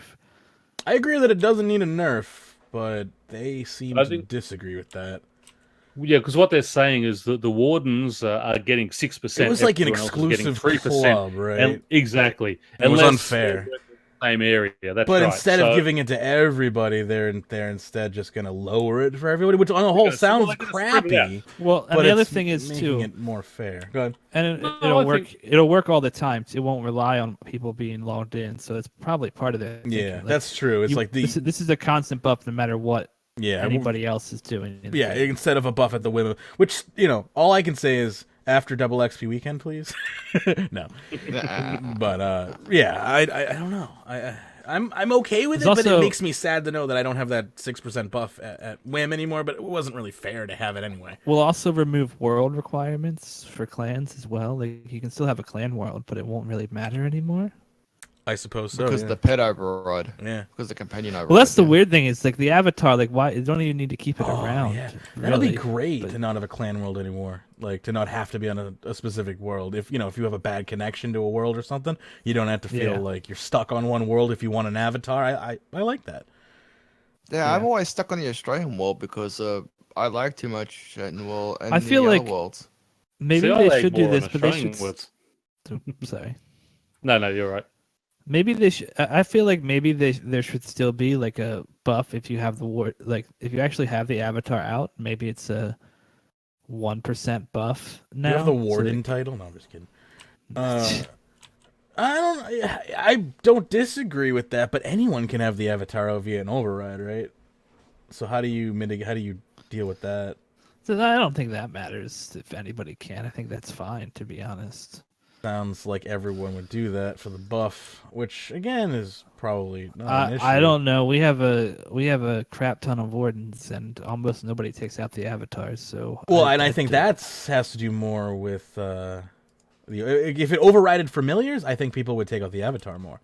If it overrides my familiar, I know I would. That's a big selling point for me. I don't agree. If 6%'s not going to sell it for you, then what is overriding familiar? gonna Because then I can have if I can have the 6% and the familiar. Well, I mean it's not going to be 6% anymore because now we've switched it to a global system of only having up to 5%. So if I have that 5% anyway, and I want to show the clan avatar, and I can show the clan avatar via an override, that then means that I'm getting my 5% anyway. Then I can show the clan avatar as an override, which you're telling me gets me an additional 1%. Then I get the effect of a minion that I summoned, which gives me the ability to do whatever. So yes, absolutely, I would do that. It's very hard with their wording. It's hard to tell if the one in there is going to do anything or if that's just like a cosmetic pet. Because it sounds like there's going to be avatars that you summon from the stone, right? Still in the Citadel, like when you're in the Citadel to cap. So I don't know. Like it sounds like it's basically. I believe the stone in this iteration of the document. I believe yes, the stone will be usable by people with the warden title to pull it out at the Citadel and cap with them, but I don't think you can take them to the surface world anymore, even with. Well, exactly. So I think they'll be like, yeah. Well, in my plan here, the ones you summon would still be taken to the surface world, so you would still have a limit of, I'm guessing, 3. Well, why would you want to do that when anyone with the warden title can now use it as just have a cosmetic version of it? Like, what's the point? Because the of having cosmetic both? version wouldn't necessarily give the buff. But there is no buff. I mean, at least right now. Yeah, if in your world there's a buff, yes, then the theory I'm talking about. Absolutely. If in your world there's a buff, I think that's way too much bonus XP. But fine, I guess. Like in theory, I would take it out. Yes, if that was a thing. But I think that if you're getting 5% plus another bonus from that, I mean, if it's the 1%, I guess that's okay. But again, you've now created an exclusivity club where I can't fucking do this maze from this point of view. I've completely fucked this up trying to talk. Yeah, I don't know. I've completely lost my train of thought trying to do this, so I'm done talking. Continue. All right, you can just go on, Perrin. Okay. What happens next? Once I've heard feedback and dealt with it as appropriate, I'll build this in and get it launched whenever QA have some time available to do so. I don't make promises on when because it's largely not in my power to do so. Edited to add. The XP buff for attuning to the Habitat Runestones would be a passive buff. You'd also get access to the Avatar Pet at the same time, but you wouldn't need the Avatar Pet out to benefit from the XP buff. The double benefit for Clan Cup winners is not a new addition in this proposal. It is currently live behavior. I am not proposing to add anything that's not been in the game for a couple of years. I'm aware that Citadel's skilling is no longer as competitive as it once was, although it's still just as free XP. Revisiting quality of life and reward rates for the entire Citadel system is a separate job, though. That's Additionally, interesting to me that the reward for winning the Clan Cup is a double XP buff. Am I understanding that wording correctly? Yeah, I love how they've included the Clan Cup as when they haven't even rewarded the Clan Cup from the last fucking Clan Cup. Like they don't even take their Clan Cup seriously, and now they want to include a buff for them, which I think they were supposed to get anyway when they won the Clan Cup, and they never got it. So I mean, if anything, they deserve that buff still, I guess. Yeah, I mean, it sounds like they do have the buff already. Now. I mean, I just remember like months ago, people complaining that like last year's Clan Cup, like they still hadn't received their buff, which was concerning to me. That just seems ridiculous to me because that seems unfair. Like that's gonna, like basically that means if you want to min max, you got to join a certain group of clans in the game. Yep, it seems kind of messed up. Yeah, that's exactly why that kind of made me angry. But they've already offered that boost before. So, yeah, I'm not saying that it's I'm saying it's their fault for doing that in the first place. Yeah. Like if they're I don't know, that just seems kind of gross. I don't like it. I don't like it either. Yeah, but yeah, continue. Okay. From your response, actually no, where was I up to? Additional benefits from using the clans as designated homeworld was something I considered early on, but it's not practical. Sorry. Crosspoint from Reddit. I'm also aware a small number of people are very attached to the heal over time buff. I'm afraid it's not staying on the avatar in the new incarnation, but I'll seek to bring it back in future by some other clan gatherers group means. From your responses, seen some common feedback elements and some concerns which I hope to address here. If the avatar is just a pet now, why ever bother having it? By separating the application of the XP buff from the avatar pet, I hope to allow players to benefit from clan membership without penalizing them in other areas. The avatar as a pet is then available to use as an advertisement for your clan or just as a pet you like the look of without having to worry about whether you are doing yourself over in other areas, combat familiars, etc. If everyone can have their own avatar, clans won't gather together to skill. True enough in theory. In practice, the analytics data show that remarkably few people actually do this under the current system. You're right that it removes a draw to the clan's designated homeworld, but that's something that had to be sacrificed for the better accessibility of the whole. I'm aware that there are social benefits to mechanically encouraging clan members to join the same world together. It will be a factor in any further reviews I make to the clan systems. Now, I just want to stop there again and just bring up, we do have members from a variety of different countries and such. And as DX was saying, he gets better connection from the Australian worlds than he does sort of from the American worlds. I'm actually opposite. I get much better connection on World 65, which is our home world, than I do from the Australian servers, which is weird. Even still, after they quote-unquote upgraded them? I mean, to be honest, since the upgrade, I haven't really played on that because I'm just so used to being on this world now. Yeah. So it's just my default world, so yeah. I personally don't PVM on 65 because it's too laggy for me. Yeah, I would probably have to just use an East Coast US world if I wanted to get the best ping. You know what's completely unrelated and weird here? The time engram is not where it's supposed to be. Like, I think I may have broken the game. It's supposed to be at Galariel's tomb, unless anyone else... under the bush? Oh, is it? Oh, my God. Why? I swear to God, I've been able to see it before. I've never done this live before. It might be because I'm trying to talk at the same time. But, like, I've never, ever, in, like, my 4 previous prestiges had a problem with collecting the engrams here.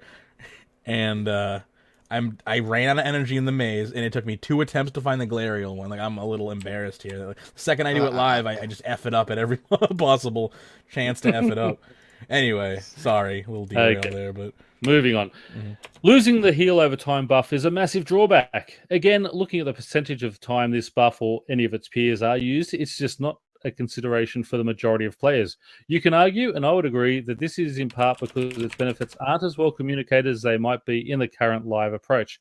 But to me, that suggests that we need a different way to deliver this benefit to clan members that doesn't involve so many layers of fiddle and red tape. It's on my list. We have to visit our clan citadels now to get our buff instead of just making the wardens do it. Yes, this is a trade-off. Mm-hmm. I do feel it represents a bare minimum of engagement with your clan, though. Yeah. If we have it, you had to visit anyway. Well, I mean, you didn't have to cap, but you had to visit to weekly to. Well, I mean, you could meet somebody with an avatar outside of the clan citadel. But the easiest way, nicest way, is to do it yourself, right? And the quickest. Like, if you have a clan cloak or you have Priffendis, it's way quicker to, like, teleport and then teleport to your clan than to try to track down the warden. Yeah, I agree. I never try to track down the warden unless you're the warden and we're, like, on Discord, right? And I'm like, I know where you are. Generally, I won't even bother asking, because if you're asking someone, and I'm not saying don't ask someone if you don't want to, but it's just like, you got to find out where they are, then you have to travel to them, and it can be annoying if they're in a weird place, and then you can't ask them to leave their place. So it's like, it's kind of expected that you have to go to them, and that just sounds more messy than just clicking a couple buttons and ending up in your citadel. Anyway, agreed. Yep. Okay. If we have a T7 citadel with all upkeep done for the week, we should just get the full buff. On a technical basis, this means dipping the hand back into the spaghetti bucket to tie all of those clan profile specific data back to the players' give XP calls. I'm not happy with that as a notion. On a design basis, it rewards players excessively for being in larger clans by allowing the majority of players in such clans to simply ignore the clan system and still benefit from the same XP buffs as those who are contributing. As such, I'm disinclined to acquiesce to this request. Disinclined to acquiesce? I love it. Sorry. How about the 1% fealty extra to a maximum of 6% instead of a 2% for max fealty? Got no issue with this one on a technical or design basis. I'll see if I can persuade Timbo to let me give the additional 1%, although I already had to defeat him at Shokugeki to get the 5%. So this might come to it at dawn. So there you go. So they are looking at perhaps getting that extra 1% back as well. Fingers crossed for that. But we'll live. And I mean, I fully agree.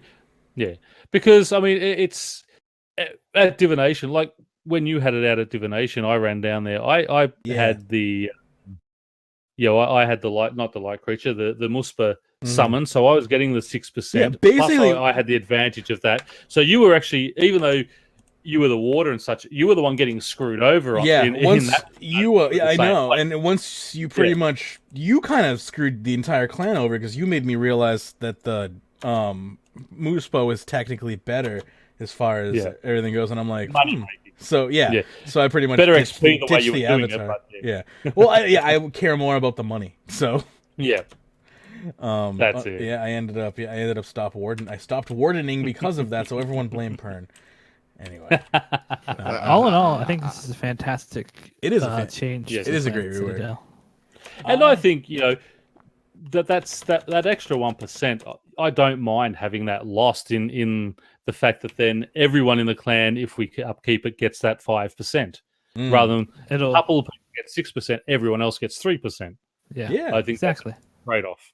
I'm fine. And with one that. thing it'll do is it'll force people it'll change. Well, it'll force people to cap more often, but it will also change how ranking works in clans. Like, having admin plus won't be required, just so you can give people avatar status. So clans will kind of have to think how they rank people up and things like that. That's it. It means, that's right. It's going to change a lot of stuff as far as exactly how does the clan ranking system going to work from now on, and I think it's also going to make people a lot more involved as far as in their clan if they want that bonus, especially now that there's that kind of, it's up to them really to get their bonus and not up to a warden anymore. I think that's great. It gives people it puts the control in the hands of the clan members, opposed to a select few who could be like, everyone in this world now gets a bonus because I logged in. That's I think that's a great way to go about it overall. Definitely. That's really all I have to say about it, though. With all that div you train, you know, should be div bit.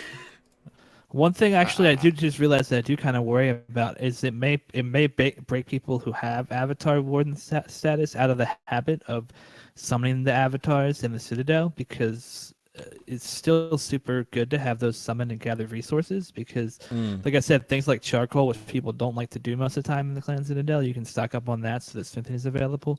So hopefully, admins plus will still remember to grab out their avatars while they're capping. That's funny because when I go, I mean, the main two I do is either mining or charcoal. Right? Yeah. I mean, I generally go to charcoal. I have somehow missed one engram. Really? Yeah. Most people don't want fire making experience. So 120 fire making is one of my goals. Well, that's see, fair. It's one of the cheaper ones in the Citadel, so most people don't go. Go ahead, talk if me you out don't of it. care I'll stop about what doing you're getting. I just look at what's there, and because I've got 99s and everything, I just say, okay, what's the clan need? Okay, there's a ton of ore there. No charcoal, I'll do charcoal. Or there's a bunch of charcoal, I'm low on ore, so I'll just do the ore.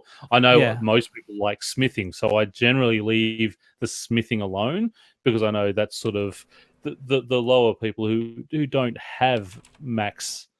I think it's unfair for me to use all those resources when I'm already maxed and they're not, and that's just the way I've always done it when I go. Yeah, that's fair. I think that's a good way to think about it. I mean, there are definitely people who do it that way too, who cap what's best for the clan, which is great. Like, we have people who, like, a lot of times smithing is always like the last thing to get locked to unlock the whole Citadel. So like there's generally people who don't necessarily want smithing XP who do it just because it needs to get done. Did I go to the Guthix homeworld and then not pick the thing up off the ground like a moron? No, Guthix is right. No, it's the druid. Maybe I forgot good old Guthix. I hate myself if that's the case. Trying to do this mid-show has been quite the journey. It's been a fucking nightmare is what it's been. I hate this. This takes me like 5 minutes when I'm not live. Like, this is the easiest thing in the world, and I fucked it up 3 times trying to do it live. It's the worst. I hate it. Well, while we've been talking about this, ModPie's actually posted something new. It's regarding the concentrated blast. Okay. Yeah. So I've already posted a link in the hashtag live in Discord and also on YouTube. Alrighty. We'll possibly check that out if we have time. I got a concentrated blast. Alright, so what's up next? I'm gonna look in this house, and if it's not here, I'm just gonna log out of RuneScape and quit forever. We have the early demo and unofficial Jagex game launcher. Yes, indeed. By Zeno. By our very own Zeno. Oh, wait, no, never mind. That is the next one. I got mixed up. So, I don't have a copy to show you, but I will play the video on screen here, as it is an early copy, as he says, so obviously changes are coming here. I'll just talk. You know what? We're going back to the overlay. No one needs to see my misery anymore. Let's just... We're done. What? You know what I do love? I love the home teleport icon there, but it says J, which is pretty bloody clever from Zenel. Yeah, I'd get it up on screen if everything would stop freaking out. Thank you. All right, so I'll play the video and we can kind of get. Do you want me to read his description over the top while you play the video? Yes. Yeah. Go for it. It's playing. Okay. This is a launcher and community hub program for Jagex games, which I've been developing. It is inspired by this post, as well as the actual Battle.net launcher. It isn't able to automatically log you into games, seeing as that would pose both a security risk as well as require Jagex to basically take over the project and add some integration. It is just a hub for launching the game, news, latest YouTube video, and the front page posts of the relevant subreddits, as well as have a warning icon when a relevant Twitch channel goes live. Note, this program is no way affiliated with Jagex, nor am I. This was mostly a project to hone my skills with WPF, and that is P for Peter, a program framework, and potential to get useful products in the end. Also worth noting, this program is for Windows computers only. Is this something people are actually interested in any other feedback? So it was check it out. The video is absolutely awesome, showing what it does and such. It's pretty freaking cool. I honestly, just my comment being a little just comedic, obviously not intentional. It's just like, great, now Jagex should just make 2 games I wanted to play, But I would love this launcher, but jokingly. As I do play old school occasionally, and I do play Chronicle occasionally. But I love this idea, having a little client, kind of just everything in one. You don't have to worry about where your launcher is. You just have one launcher, and then you're good to go from there.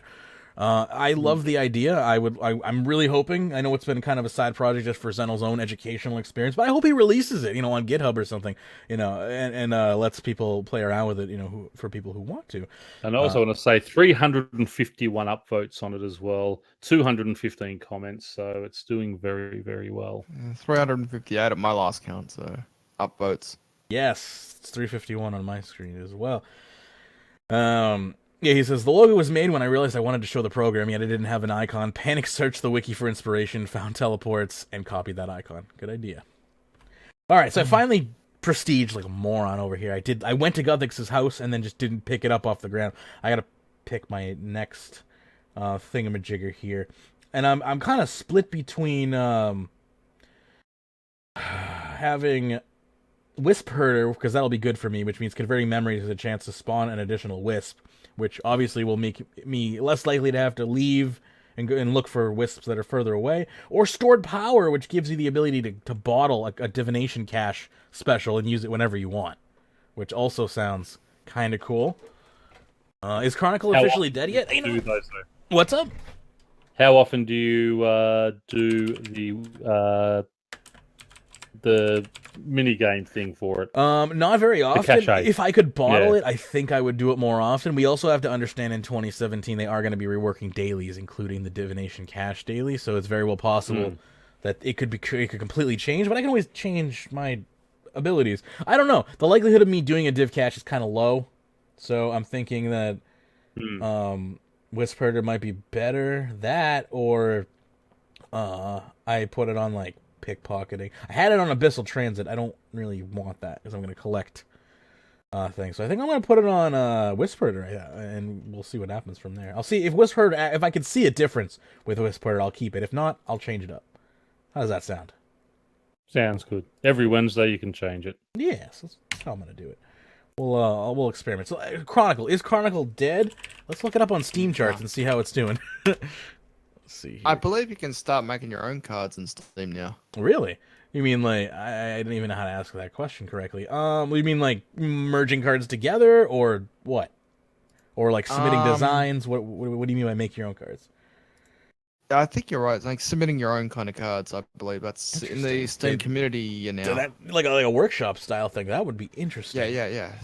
So right, it looks like last 30 days for Chronicle, they are as far as a percentage gain, they are down. They're negative 20% gain. Peak players in the last 30 days, 85. As of an hour ago, 51 people were playing Chronicle with a 24-hour peak of also 51. The all-time peak remains at 2846. Obviously, they're not going to probably break that peak, considering, they're kind of trending downwards. So, I'm going to have to take a... Yeah, go ahead. I'm just having a look at this thing on the Steam Workshop, right? You can now design and create your very own campaign missions, jump in game and build your own adventure. Steam Workshop support, yeah. Yeah, I mean, Steam Workshop support is either a godsend or a sign that it's over. Like, they're reaching, they're grasping at straws, just trying to get anyone to play at that point, so... They're having this much trouble with Chronicle now. Imagine how Idle Adventures is going to go in about 6 months. That's the thing. Ironically, Idle Adventures, on the flip side, is doing fantastic, and I hate it. But I have to say, it's still suffering the whole intrigue factor. It is doing better than Chronicle. Like, for instance, right now, 158 people playing as of 38 minutes ago. 24-hour peak being 200, with an all-time peak of 5,462. A higher overall peak, obviously. There's apparently this weird intrigue with idle games that I personally don't understand, and that's fine. Whatever floats your boat. But it also looks like your Chronicle. Yeah, you might be right, DX, because Idle Adventures has actually since September been tanking. In October, actually, in September, something happened. Maybe that's when they released on Steam, because they obviously... No, it's not when they released on Steam. July is when they released on Steam. They did something in September, and that increased their gain rate by 3,400%. Then in October, they dropped negative 69%, November negative 56%, December negative 23%. So they've been slowly losing that basically over time. But it is that's normal. You know, that's a normal thing is watching those numbers drop. So it looks like this game has a steady active player base of about 300 people, which is not very good.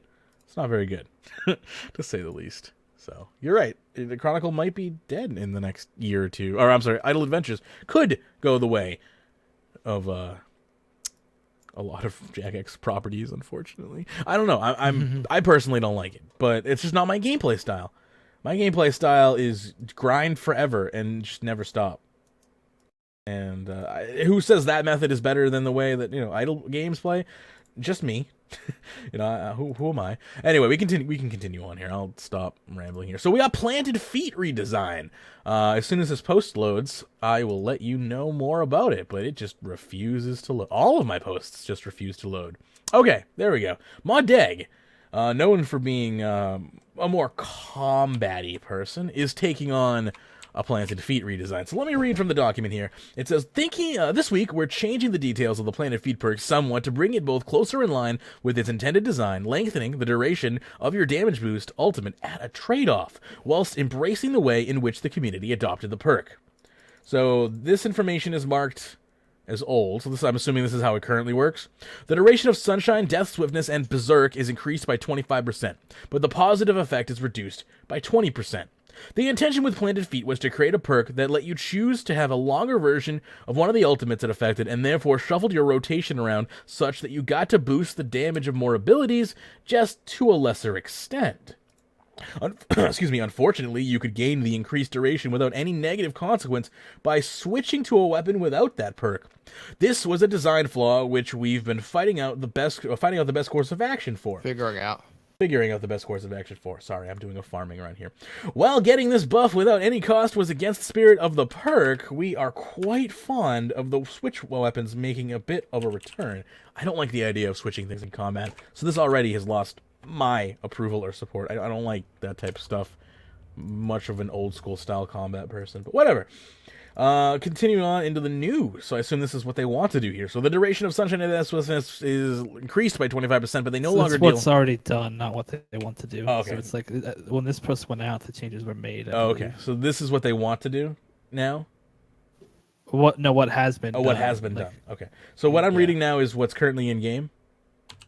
Yep. Okay. Which was released on Monday, I believe, is when this was done. Okay, good to know. Because again, combat, I'm just when it comes to combat, I become nothing more than a news anchor. I am reading a prompt. I don't know anything that's going on here, so I'm relying on you, Harley. The new trade-off is a smaller deal. You'll notice though we've cut Berserk from the perk, a decision we don't make lightly, but found we were unable to find a way to work at a cost for that ability whilst still keeping the perk easily comprehensible. Note, changing weapons does not bring periodic damage back, but also doesn't reduce the duration of the ultimate. So they have found some sort of balance here. Harley, can you enlighten us as to what exactly this means for PVMers? Yeah, so basically what they've done with Planted Feet is as said, they removed it from Berserk, so it no longer works with the melee form. And the way this was used originally was... It was basically a perk where it would increase the length of your Sunshine, Death, Swiftness, or Berserk by 25%, but it would reduce the damage effect by 20%, effectively making it useless. But there was a bug with it where if you used a weapon switch, so you switch to this weapon, use your ultimate, and then switch back to your primary weapon, it would still be extended, but the damage effect would be removed because you would switch weapons. So it basically made it so that you got the increase without any downside. So now what they've done is they've taken it where Death, Swiftness, and Sunshine will no longer have an AoE effect when they are extended like this, but they will be able to be extended by 25%. This is actually not really a huge nerf to Death, Swiftness, or Sunshine. This is actually almost an advantage in some locations. It sounds not bad. Because first of all, the AOE is kind of useless in those skills. Like Yeah. people probably don't even know that those. It's those very hard ultimates to get the do monster passive damage into that small sphere. Yeah, in my opinion. And even in stuff like Rax, when Rax is reflecting at you, you don't want AoE damage going on because it would be reflected back onto you. So this is actually an advantage of bosses that have mechanics like that. So basically with range and magic, they're just making official the way it's using. The biggest nerf is the fact that they're removing Berserk completely, which is a huge nerf to melee combat in general, because like every high level PVMer was using this switch at high level bossing. It's what you do. It's because of its increase. So now that it's no longer useful in melee, that's a huge nerf to melee. Although melee still holds its own as the best DPS in the game. So it's, to me, it's honestly kind of fair, because range and magic, like, I'm a little bit controversial here, I would say, what I'm saying for most PVMers, but range and magic are behind the curve as far as doing actual damage goes. So giving them a legitimate buff while nerfing melee slightly is not actually a bad thing, because melee shouldn't be as overpowered as it currently is. So I think you're spot on, Harley, because I think you're right. Mage and range are well behind on EOC. I want to read some chat comments here, Harley, if I may, and feel free to respond to them here from Mike, who says, I'm friends with Mod Shogun, and I asked, could there could they change it to 190% damage instead of 200% damage, but give the extended time? Planted Feet will not work with Zerker, the Zerk ability, due to it going against the idea of standing still. It makes you lose 4,500 damage with range or mage across the damage over time timer with range or mage, meaning you need to do 9,000 damage in the extra time to make it worthwhile, and it's easier to do even more. Hope that explains Planted Feet in regards of someone. So apparently that's, you have to make up that damage. Is that what I'm understanding there? Like, you have to make up that amount of damage with melee, but you can still? I'm a little confused. This is why I don't do combat in RuneScape anymore. I don't understand it. I'm a little confused by the wording there, too. I hit things, and if they don't die, then I'm done. I don't get it. I'm sorry. But that is one of the things. One of the things he does bring up there is that so Berserk itself is, I believe, 100% increase to damage that you do, or something like that. While I could be getting these stats wrong. While Death Swiftness and Sunshine is a 50% increase, I think, but Death Swiftness and Sunshine last longer. Yes, they do last longer. I know that. It's somewhere around those where, like, they give, I think it's half the boost, but they last longer. So that's kind of how they're balanced. So that's actually the reason they give for not including Berserk anymore, is because Berserk is 100% damage increase. There was actually just way more of a buff to it versus. So Mike's saying, these two. Just flat out, if you're using melee, don't use Planted Feet, because it won't do anything for you. Is that an easy way to boil it down for people like me who just don't get EOC? Just don't use it if you're using melee, basically. Which I wasn't anyway. I didn't understand the perk to begin with, so I never put that perk on anything, because I was like, Planted Feet sounds stupid, because I'm stupid. So, cool. So now, as far as my limited understanding of combat goes, is just when I see Planted Feet, only use it on, ranged ability, ranged stuff. Range and magic is what when I say range, I just mean any range ability, which includes magic in my mind. Jagex, because in most games it's called archery. Anyway, I'll leave that be. And it sounds like the changes that DX mentioned, which you probably don't want to bring up on the show, it's a pretty long post, but it sounds like they're making other changes to make magic and range do even more damage and some ability buffs. So it sounds like they might be working on bringing magic and range in general up to be more competitive with melee, which, in my opinion, is quite a good thing. It's a mod pie project, so mod pie is the main guy behind the combat at the moment at Jagex. Yeah. Gotcha. My head is mildly spinning, but thank you for that information. I'm sure that benefited some people. In fact, you know what? It benefited me a little bit, because now I know don't use Planted Feet with melee ever, and I need to do at least 9k damage for it to make sense with the other two combat triangles. Anyway, so this post has not a lot of attention, and I think it deserves a lot more attention than it has gotten. Harley, you sent this post to me a few days ago, and when I read it, I fell in love with it in an ironic sort of way. This post is by Jezzy Stakes, and it has pretty much no upvotes. It's 46% upvoted, so it has no points. It never really made it to the top of anything, as it got pretty downvoted because, well, you'll see. It's got some interesting points. In fact, I even made a comment on it, and they OP did not even bother to respond to my comment, probably because it was in line with a lot of other kind of comments that were just making fun of him. Anyway, so this is by Jesse Stakes, and they say, in many ways, RuneScape is like a microcosm of our entire economic system. The flaws and hypocrisy of the Western civilization are enlarged and brought into focus when we have seen through the lens that RuneScape provides. Many hours on RuneScape have convinced me of the intrinsic nihilism and fundamental inadequacies of our capitalist system. I love it already. Through the relative anonymity that a RuneScape account provides, players are given free rein to cast aside the pious shields of moral rectitude that they cower behind in life. Instead, they are invited to follow the basest of human desires to advance their own interest at the expense of all those around them. So, I just have a question real quick here for everyone in the audience and everyone here. Do you believe humans are intrinsically evil, intrinsically good, or neutral? I'll start off. What drives me crazy is the unnecessary bloody fancy words and stuff like that. I'm basic. Just The X don't like no fancy words. Yeah, now where's my NASCAR? So, do you think people are good, bad, or do you think that when you're born you're neither good nor bad and you have to just kind of figure that out on your own whether you want to be good or bad? I honestly don't think you're born one way or another. Go ahead.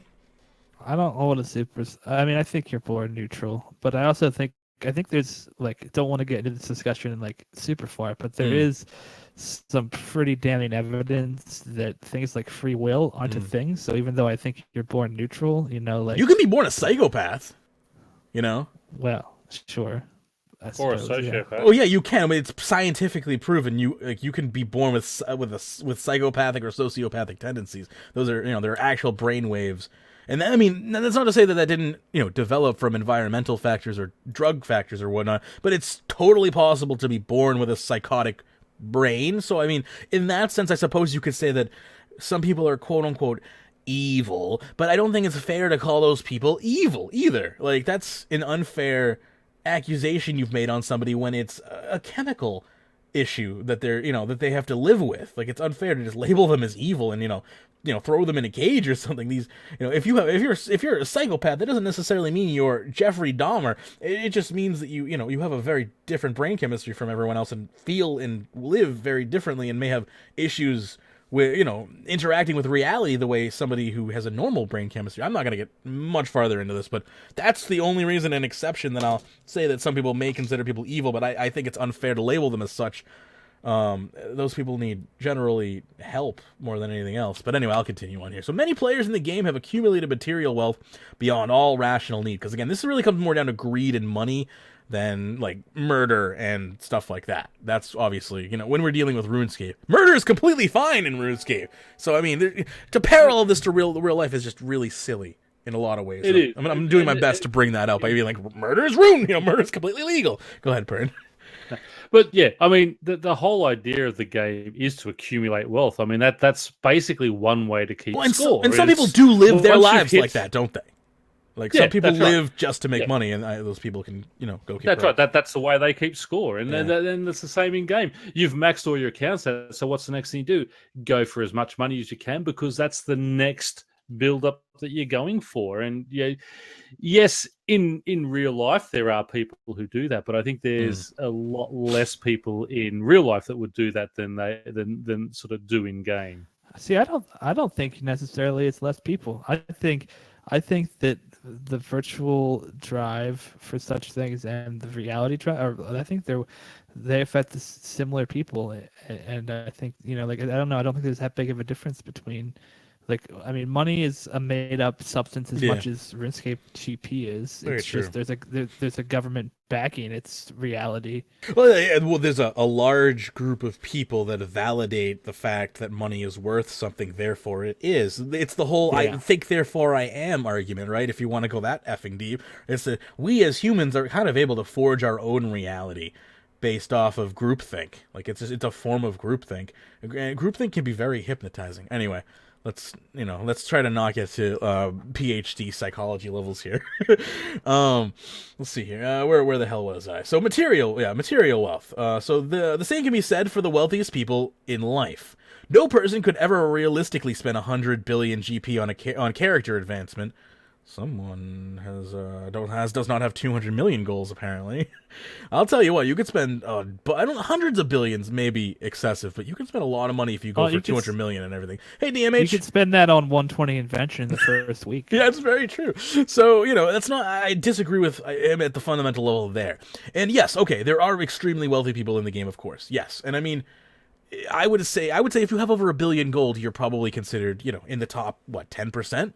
Of the game. I don't know that for a fact, but at least, I mean, I wouldn't be surprised if it was even top 5%. Yeah, I was hanging out and before, just a quick anecdote. I was hanging out with on my alt character that I made to collect cursed wisps for my main, since it's hard to PK a level 3. And I was like, oh yeah, no, I'm giving these. I was just talking to some people while I was there because you kind of have to pay attention for PKers, and we were just chatting, and I was like, yeah, no, I'm just getting these energies for my main. And 3 people were there, and they were like, lol, this is my main. And I was like, you know what? That makes me happy. And, we were just talking about that, because all these characters were under level, 50. They were all new, and they were like, yeah, this is just the best way to do it. And I'm like, I never see people like this, because I train in Prifddinas and all the level high places, so I'm seeing actual real noobs. Yeah. It was great.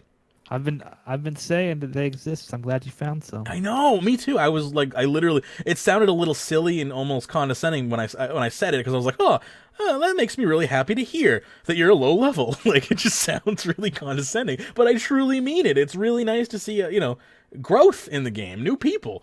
Anyway. Well, and I think there's just people, something people forget, with RuneScape, if you can dump a ton of time, it's pretty easy to get, way far ahead of people who don't have that much time. Some people can only play a few hours a week and still have been playing for years, and their accounts still, only max highest skill is level 70 or something. Those accounts exist. Definitely. And I think there's more than people think it is. Not everybody is rushed to max. And I wish more people had that don't rush to max attitude. I'll continue on here. So he says, the fact that the possibility for such accumulation of wealth exists enables the obvious result, that billions of people around the globe languish in poverty. Indeed, the vast majority of RuneScape players will never even see cash stack in their coin pouch. And I mean, do you need to? I mean, I have had yes, in my I kind of wanted to, but in my total, have I had max cash stack all to in the past year? If I didn't spend anything, I would have max cash stack. I've just never have I ever had it all together at one time. No. And honestly, I understand the drive to want to have that, but on the flip side, it's a secondary goal for me. Vivok saying, I know that feeling too well. I love to hear that there are players which don't just talk about the hardcore game content. Exactly. It's refreshing, I think is the best way I can put it. It's just refreshing. I agree. Let's see here. So another fact of RuneScape that is mirrored in life that is most lacking in virtue too often end up ahead of those who choose not to debase their own morality in pursuit of material things. Scams, fraud, theft, and dishonesty too often lead a player to success, just like they do in real life. Yes, but just like in real life, there are consequences to your actions, and people do get banned when they generally do something egregiously wrong. Lurers generally get their due. I don't know what to say there as far as that's concerned. Yes, there are bad people, but I don't think the majority of people, if the majority of people were committing scams, fraud, theft, dishonesty, being violent, how would people do anything in life, in the real world? How do I miraculously get from point A to B on a regular basis without being shot or mugged? I think in my entire life I've been mugged twice. In 29 years, I've been mugged twice in my life. And I think that's, for the amount of time that I've been alive and the places I've been, I think that's pretty decent. Considering, I've lived in some pretty poor areas in my life. So let's see here. Another fact of RuneScape that is mirrored in life is that those most lacking in virtue too often end up ahead of those who choose not to debase their own morality in pursuit of things. Jagex is even more disorganized than the United States Congress. Ooh. we're being political and poignant now, but still serves as a useful parallel for the failures of Western government to properly regulate in the markets and enforce laws fairly and equally. Jagex frequently engages in market manipulation, and many of the key players behind the company have already been proven to have made GP and sold it based on insider information that a certain in-game item will rise in value. The same can be said of thousands of people who have served in the corrupt governments of the United States and other nations. So, I mean, yeah, there have been a few people who have done that in the past, used insider information, and they've been banned. Anyone that was proven to have known about market manipulation was removed, and I believe it was like one person back then. Like, it was not a huge like leak, and did a bunch of people make? What I'm hearing here is this person got angry and either spent too much money on invention when it came out, or missed the bandwagon to make a buttload of money, and now they're just pissed off. I don't know, but I'll continue on here. So he says, but what can you expect? This is human nature. The anonymity of a RuneScape account doesn't change human behavior. No, it reveals us for who we really are. When we no longer care for those who we love and cherish and think of our actions and behavior rather than we change into a different, more self-centered and greedy people.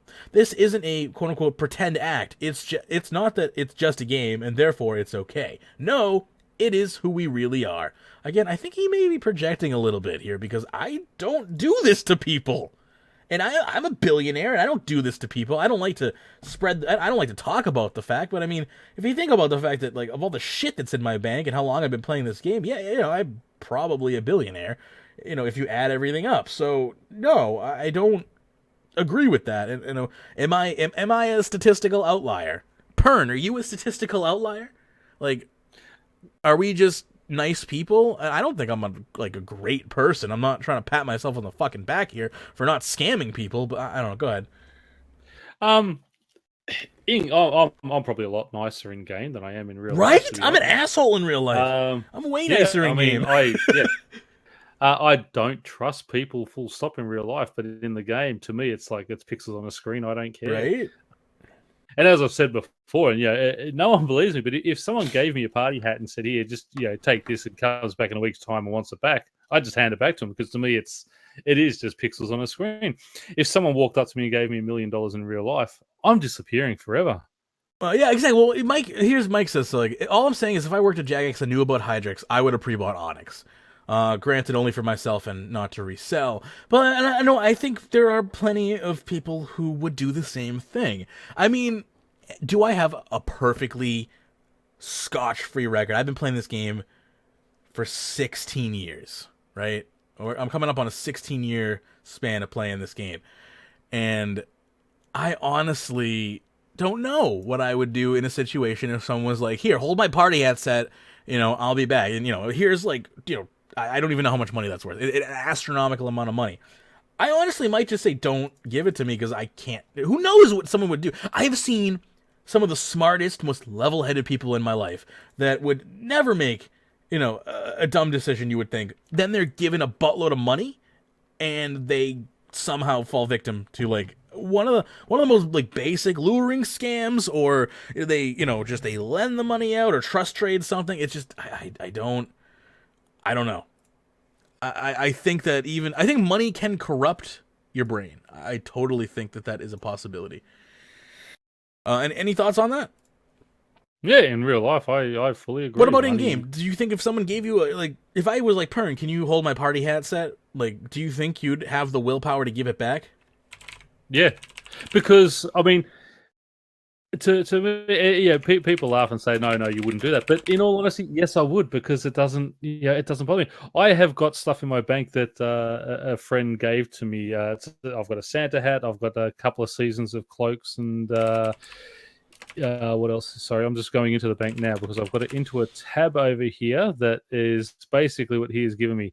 So he has given me 2 Cloak of Seasons, a Crown of Seasons, the Santa hat, and 4 Robin Hoods. They're there. If he ever comes back, they're his, just to go straight back to him. See, all right, here's the closest thing that I've ever done to scamming somebody.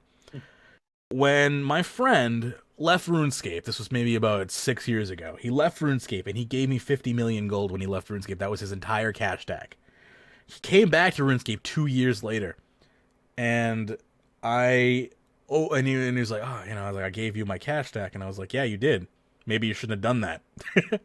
And I gave him 10 million gold.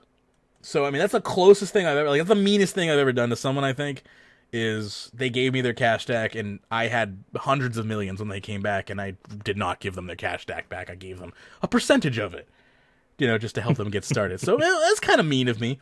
But, I don't even think that's necessarily that mean. No, I don't, because if he gave it to you and said, "Here, I'm quitting. This is yours." Yeah. I mean, it's definitely not like I robbed his account while he was away. Yeah. But I think that's a neutral action. Yeah. Chaotic neutral. No. But no, yeah, I guess. And I think that's like the worst thing I've ever really done to anyone probably in the past like 10 years. Would I give back a party hat? Says it'll yes. Would I feel weird doing it, knowing I could have kept it? Yes. Yeah, I know. Like, there's always that feeling, right, where you're just like, yeah, go ahead. I just rewatched Better Call Saul, and the ending of that odd TV show has a very similar moment. I think it's literally the way the last episode of season 1 ends is like Saul or Jimmy, like the main character in that show, is pulling out and he's talking to this guy, and he's like, was it just my imagination, or did I have $1.6 million on my desk and I gave it back? I remember that, yeah. And he was just blew. He's like, did I really give that money back? I love Better Call Saul. I gotta finish the most recent. No, not it was soon to be the not most recent season.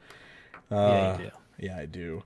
I know. Yeah, and I've felt that feeling before, and I have had. I'm trying to think what's the most expensive thing anyone has ever traded to me, and I've given back. That's a tough one. Probably Drygore. Back when Drygore was like 50 million each. I think. In our old clan, what's her? I can't even remember her name now. I feel so bad. One of our old clanmates lent me Dual Drygore back when it was super expensive, and I couldn't afford it and needed help fighting. I think it was the Calphite King, even, so they were trying to get my own. She lent me them, and it was super. Elle, was it? Wasn't Elle? Who? It was. I can't remember her name. I used to talk to her on Skype though. No, can't remember though. She's on my friends list still. Like, we're still friends, but I can't remember because we don't talk very often anymore, and it's not important. So I'll move on. Don't even know if she even plays anymore. I used to share a party hat between friends. Yeah, we did that back in Classic, but they were only worth like a couple $100K back then. So. We did it. It's probably 2007 time frame would be my guess. So they were, of course, they weren't worth what they were today, but they were still the most expensive item in game, pretty much. Back then, they were like 80 mil, and that was a crap ton or something like that. I wish I had that money back then. If I could just give myself the money I have now back then, right? You would be ridiculously loaded if you had this. That's the money you have now in 2006. You would be like, there would be nothing that wouldn't be in your grasp. Yes. Oh, I know, it'd be amazing. I mean, just to think, like, if I had the money I have now, I would be like ridiculously rich because inflation and whatnot. Back then, if you transfer that money backwards in time, all right. Anyway, so as far as yes. Sorry. Anyway, I gotta drop off because I have my mother coming to visit today. All right. But I also just want to say that I agree with the cat hoarding and improvements post that's coming up later. I support every idea in that one since I won't be here for it. But have a great time scaping, everybody. I'll talk to you soon. See you, Harley. Take care. Take care, Harley. All right, so let's see here. Any final thoughts on the Western civilization and how us Westerners are evil and greedy? And that person who made the post, basic English from now on, please, because that gets too weird for me. I'm just basic. I'm not that bloody, word heavy. What do you call it? Intelligent? Sorry, I had to throw that Oh God. That's a. I just That killed was Mage. Oh, that was a shot. that was a home run right there. That's what that was. All right. I'll get you back, you bastard. I'm waiting. I'm waiting for it. I'm gonna read a couple comments here. So we have Freedom X20A, who rebuts here and says, "How about those rich people who make their money legitimately? Some of the richer players have earned their keeps. Like hardcore PVMers, and those idiots who grind divination for 10 hours a day." I may have added that last part there. It's the same in life. You can be rich in whatever you do, just not material wealth. By the way, if you put in more hours than what people are willing to put in, don't take the easy way out by blaming the distribution of wealth on those who cheated. Well, I think that's fair. I think there's probably more people who have legitimately gained their wealth than illegitimately gained their wealth. I think that's a very valid statement to make there, and I think it's a really kind of I think it's an incendiary statement to make that you think that he thinks the majority of people who are rich, quote unquote, are evil. I don't think that's the case. I'm sure there are plenty of rich, evil people because power is, it's alluring to those types of individuals, but I don't think the majority of them are necessarily evil. Anyway. So Jesse responds and says, those who have taken the high road and have to put the quote-unquote work into achieving game success ought to be commended on their fortitude. But that isn't what my comment was referring to. Of course, some, perhaps even the majority, have achieved their wealth through the honest and moral means. That doesn't negate my premise that our way of life is fundamentally flawed because many, many people are able to find success and wealth by exploiting the trust and morality of others. I've no doubt that the intrinsic morality resides in every human mind, but too often man's vices overpower and compel people to act in their own self-interest, even at the expense of others. I mean, people do shitty stuff sometimes. DX, here's a DX translation for you. Sometimes people are fucking assholes. Yes. and that's exactly right. But you will also find that when we're children, we wouldn't. Very rarely would a child do something like this. As we grow up and we get jaded and we see what people are doing, and it's like, well, he does it, it's okay for me to do it type thing, and that's what you're saying, that sort of born evil type thing. No, I think people are generally neutral or generally good as a whole, but it's sort of as we get older and then we start, the morality code, and everyone does have different morals on different things, and I don't know. It's just Mike nailed it. Right? He's just like the dude's a communist. Yep, basically. Yeah. Exactly. Well, that's exactly what I said. I said before. This guy's obviously a Russian. Yeah. Okay. The communist type. Yeah. Well, I mean, the communism. What he's saying is about capitalism being inherently evil. Yeah. It's not perfect. It is flawed. It's far from perfect, but it is not evil. Exactly. That's right.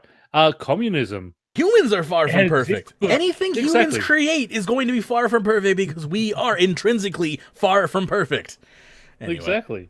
Anyway. I mean, communism has some very good communism on paper. Communism on paper sounds amazing. Marxism on paper sounds amazing. In practice, doesn't really work. It's terrible.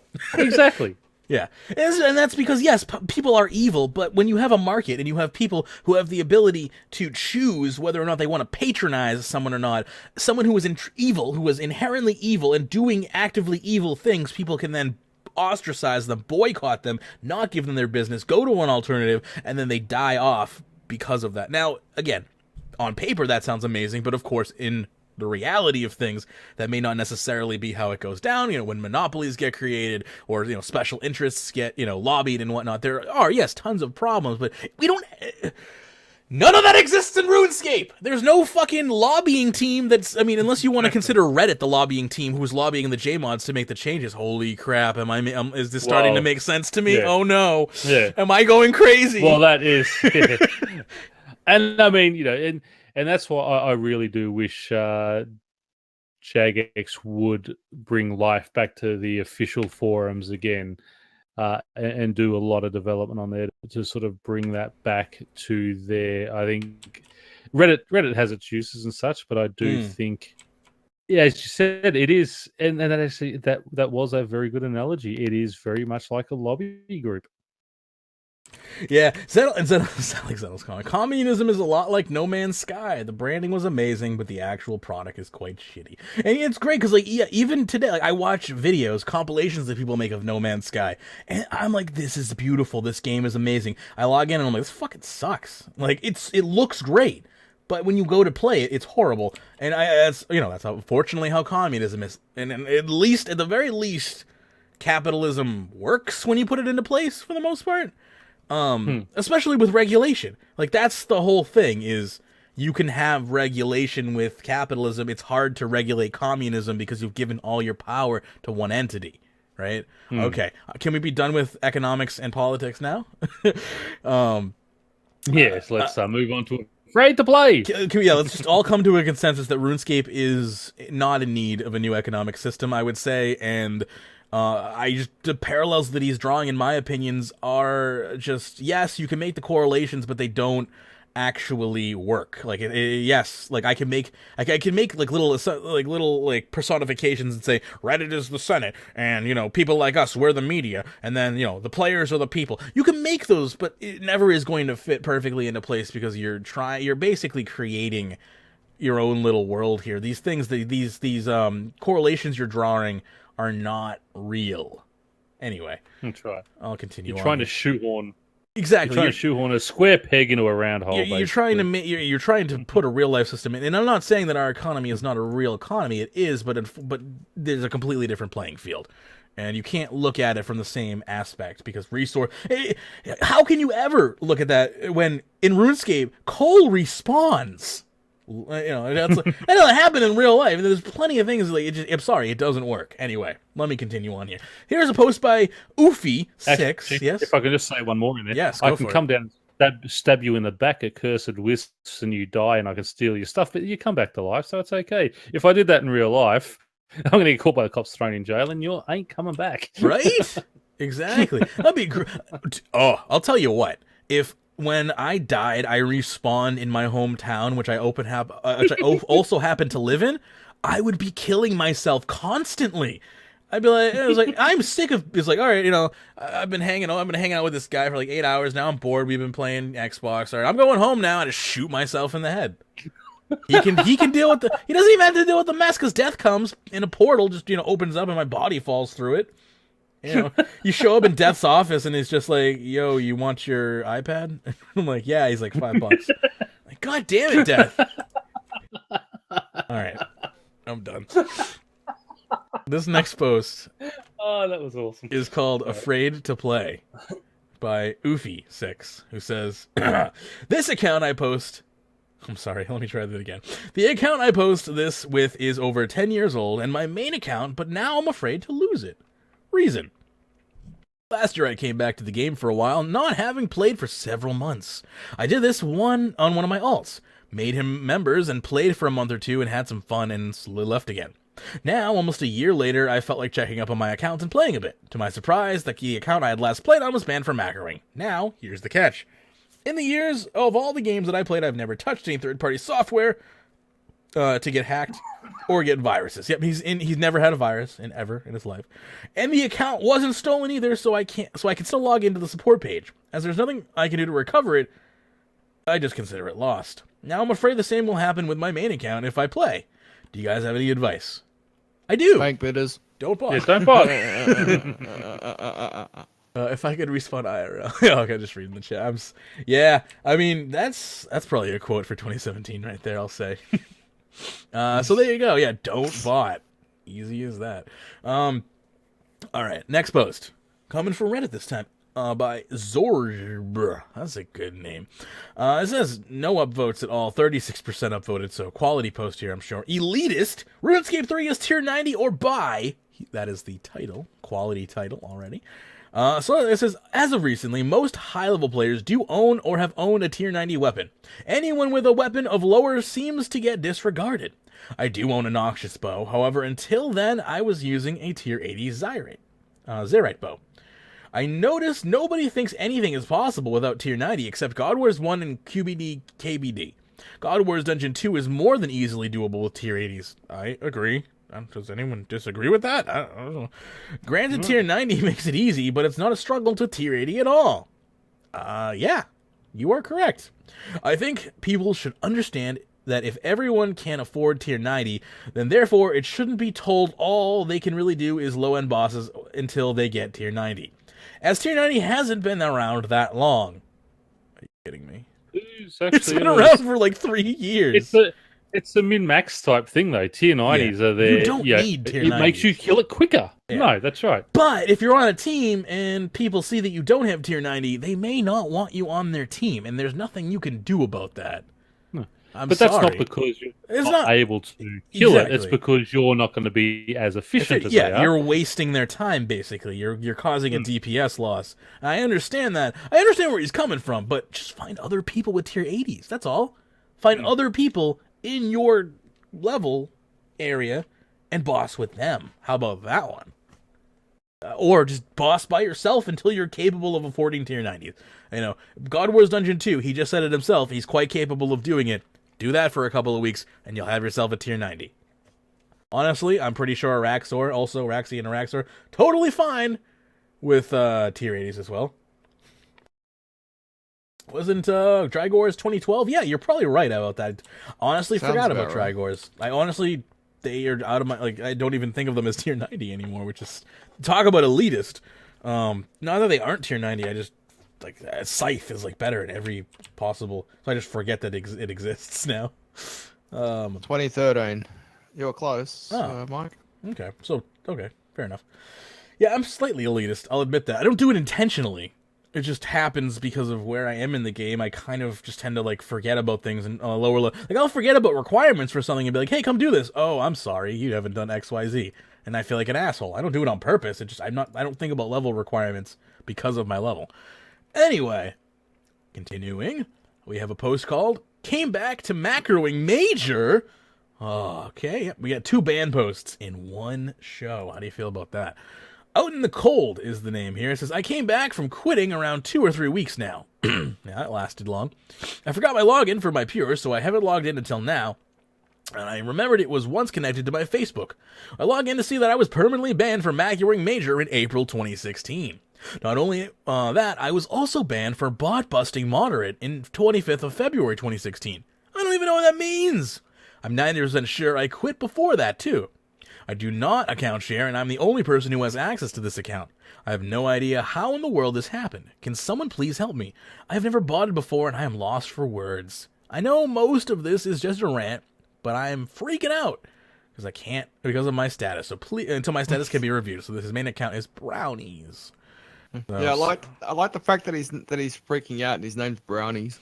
Too many brownies, man. I'm freaking out. That is really good. I love it. Sorry, you know, shit happens, but you probably got hijacked if you weren't playing, right? Like, that's another one, of course. Remember, if you're not going to be using your account, secure it while you're gone. Like, be like, oh, I'm not going to use this account. I don't need to enable Authenticator on it. It's just my alt.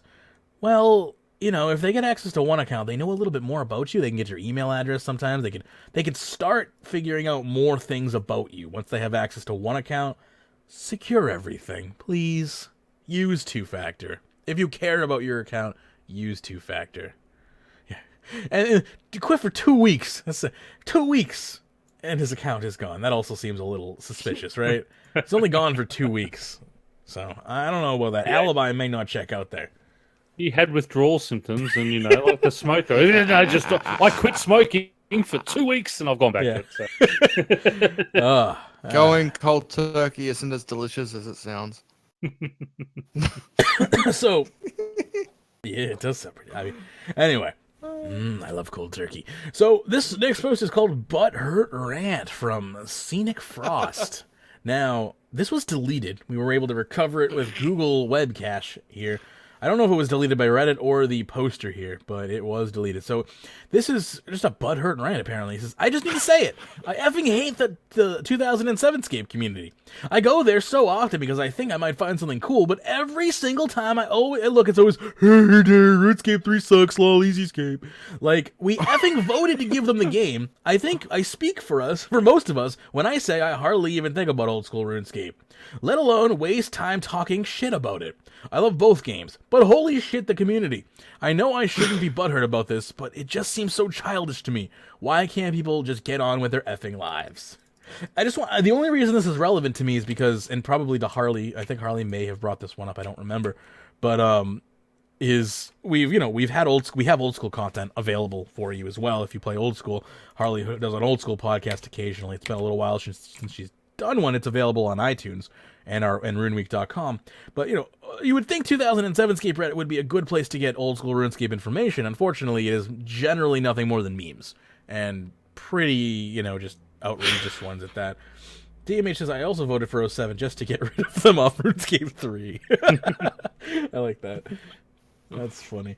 I like Zenel's post here on YouTube. Magebit, her dope voice, 11 out of 10. Oh, goodness. Thank you. I voted for it because I had much as I didn't want it in, I had a friend who really wanted it, and I said, well, okay, I'll try a vote that way. I figured. And even though it didn't make that target that they were supposed to, they still did it. Yeah. I think they were going to do it no matter what. Yeah, exactly. I like this last post down here who says, welcome to the internet. Also, most people who loved 07scape so much they had to have it back played it when they were 12, 15 years old, and most of them still act the same age. That's very accurate. Yeah. Today I learned FunOrb does not use HTTPS. Have you tried using HTTPS everywhere to force it? I'd be curious to know if you can force it, or if Jagex just straight up doesn't care. And if so, I guess it's time to launch a Cunitix against funorb.com and go to federal prison. Anyway. I actually didn't realize what TIL meant until just now. Oh, there you go. Today I learned what TIL means. You got a TIL. All right, so this one is in memory of Harley right here. Cat hoarding and improvements. This post is literally by Cat Hoarding. That's the name. That's their actual name. When I found this, I read it. I'm thinking, what? And I actually know a person like this. In real life, loves their cats. That's just yes. So it says here, I have decided I'm going to collect 100 cats by the end of this month. My goal is to read the statistics of frequency of color and collect all cats and cat-related items. I now have 48 and counting. I have a lazy tabby cat, an overgrown hellcat, a blue cat, a black cat, a tabby cat, a white cat, a gold cat, a toy cat, an underground pass witch's cat, an amur leopard cat, a snow leopard cat, a lion cat, a tiger cat, a wooden cat, a cat mask, a cat amulet, a toy mouse, and a mouse toy. Now, why does toy mouse and mouse toy have to, you're after cats, honestly, not what they eat. It honestly sounds like a Dr. Seuss novel. As I was reading that, I was like, I was waiting for it to weirdly rhyme or something at the end. It was it's interestingly written. I like it. Necessary improvements, though. No, read how they spelled necessary. Is that an offense to your eyes? Nessie carry. That's actually when you carry Nessie out of the lock. So if we need, this is the Nessie carry improvements that would need to be added to the Nessie carry system before we can remove her from the lake. Good price for getting a dead cat back. Excuse me? Good price for getting a dead cat back. Questing and losing one is so heartbreaking. What cat bidders? Cat bidders. Yes! I love it. Someone make me an image of cat bidders. I need it. I want bigger menagerie and the ability to have all cats in it. No, she just want a bigger mengerine. Bigger mengerine, which sounds like a possible fruit. That's what I thought. She's mixing a mandarin with something else. There. It's a tangerine and a mandarin, orange. That's it. Awareness for death rune addicts. A cat is a living pixel, you monster.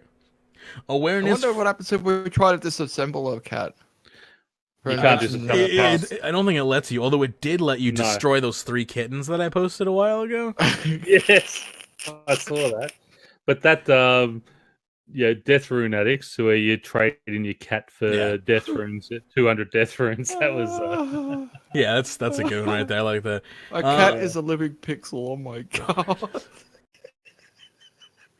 So if my monitor has a dead pixel, do I have to have a funeral for it? Is that what you're saying? Oh god. Cat hats for your cat, or the ability to wear a cat as hat. Awareness for non-cat areas and quests. I want to bring my cat everywhere. A mixture of ghost amulet and cat amulet to make a ghost cat amulet and add ghost cats. Instead of boo, they say mew. Collars. Customize gems and crafting to make your cat look fabulous. Use metals and smithing levels to make tags that you can engrave with your crafting so each cat gets their own name. Add a call option when the cat is out. There you go. The first post is just, good luck. Yeah. Everyone's scared of the crazy cat lady. Yeah, okay, good luck. You know, we're not going to argue. Tread lightly. I did post a picture of Harley from The Simpsons in the hashtag live on Discord, so yeah, that's pretty much how Harley would look. Oh. No, I'm just looking down here. Someone says, Iron Pariah says, we need to be able to disassemble cats. Best show ever. Thank you, Get Poyas components. Meowist components. Purring components. Oh, God. All right. Let's move along here. So, I mean, good luck. I agree. Good luck to you in your quest to find 100, or to raise 100 cats in a month.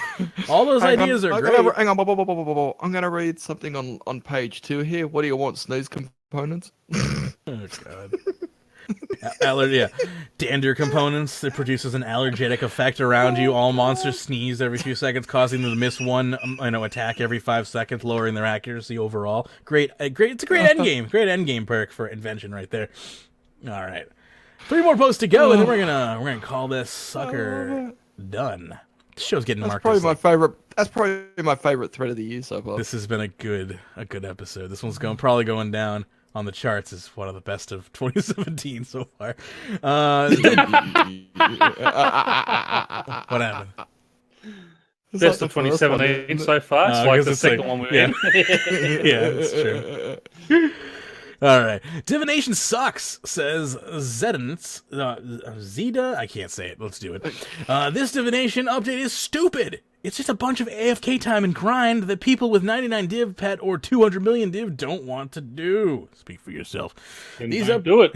Yeah, great. These updates force people with trim comp to go redo hours of boring stuff to reclaim something they already had. Yeah, but see, you lost it because it's completion. New item means complete it. Ugh. I guess if you don't have 99 div, it would be okay, but most players in the game are max. Again, there you go with your max bias, I'm going to call that, because I don't think that's necessarily true. Hey, G-Master. And don't want to waste a ton of time for nothing but something they had to get back. We have a completionist here.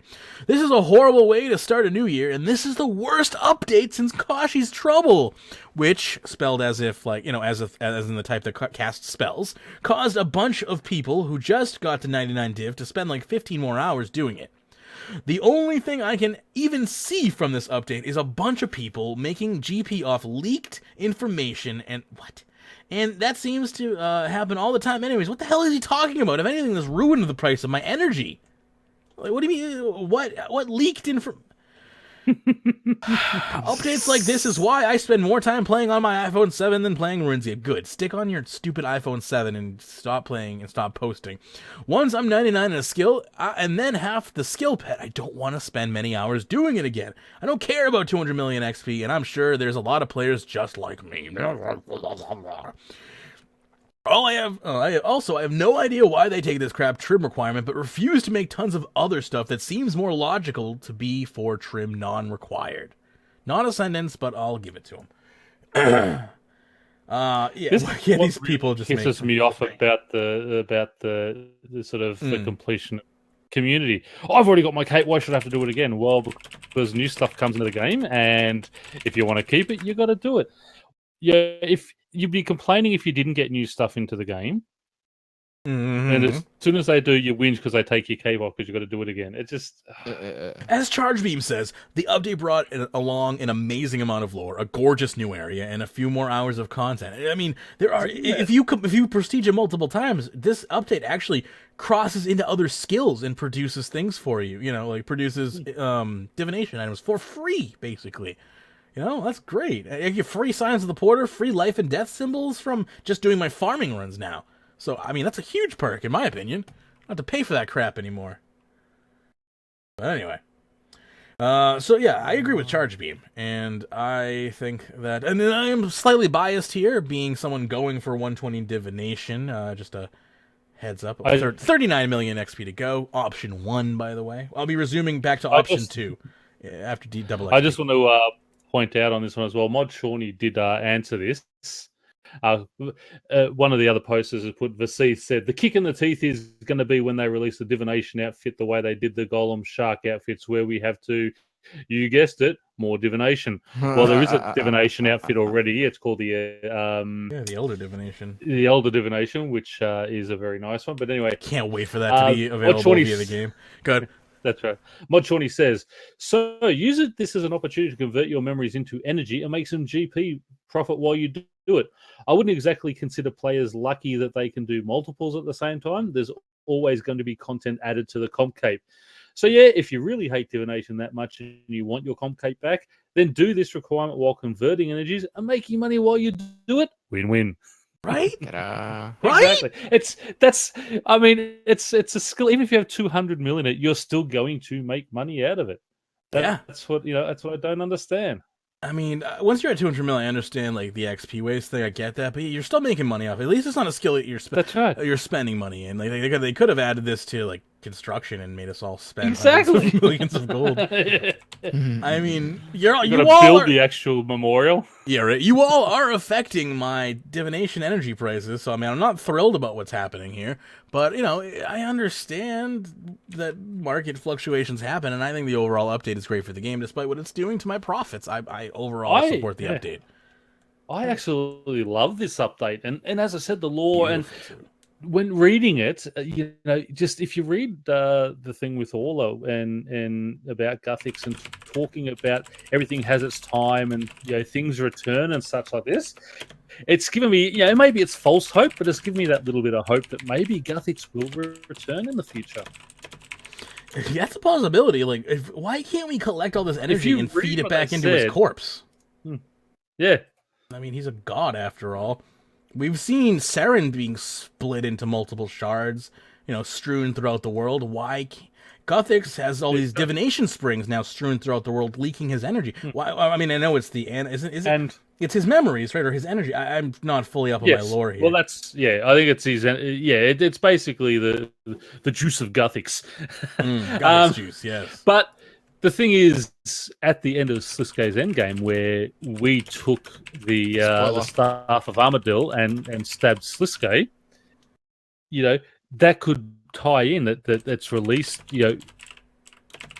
He basically killed Guthix. The staff absorbed Guthix's life force. Maybe in some way by doing that, we have released sort of Guthix's life force again, and maybe by divination and such and all this type of stuff, it is going to start, slowly rebuilding or, letting him reform in some way.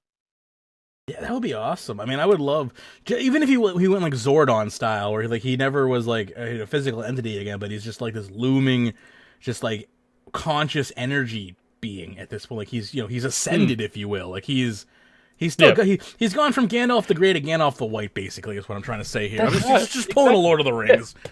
How about how Zaros wanted to become the new Elder God, but the way what has happened to Guthix and such, and he has, as you said, transcended, and he becomes the replacement Elder God for Ma.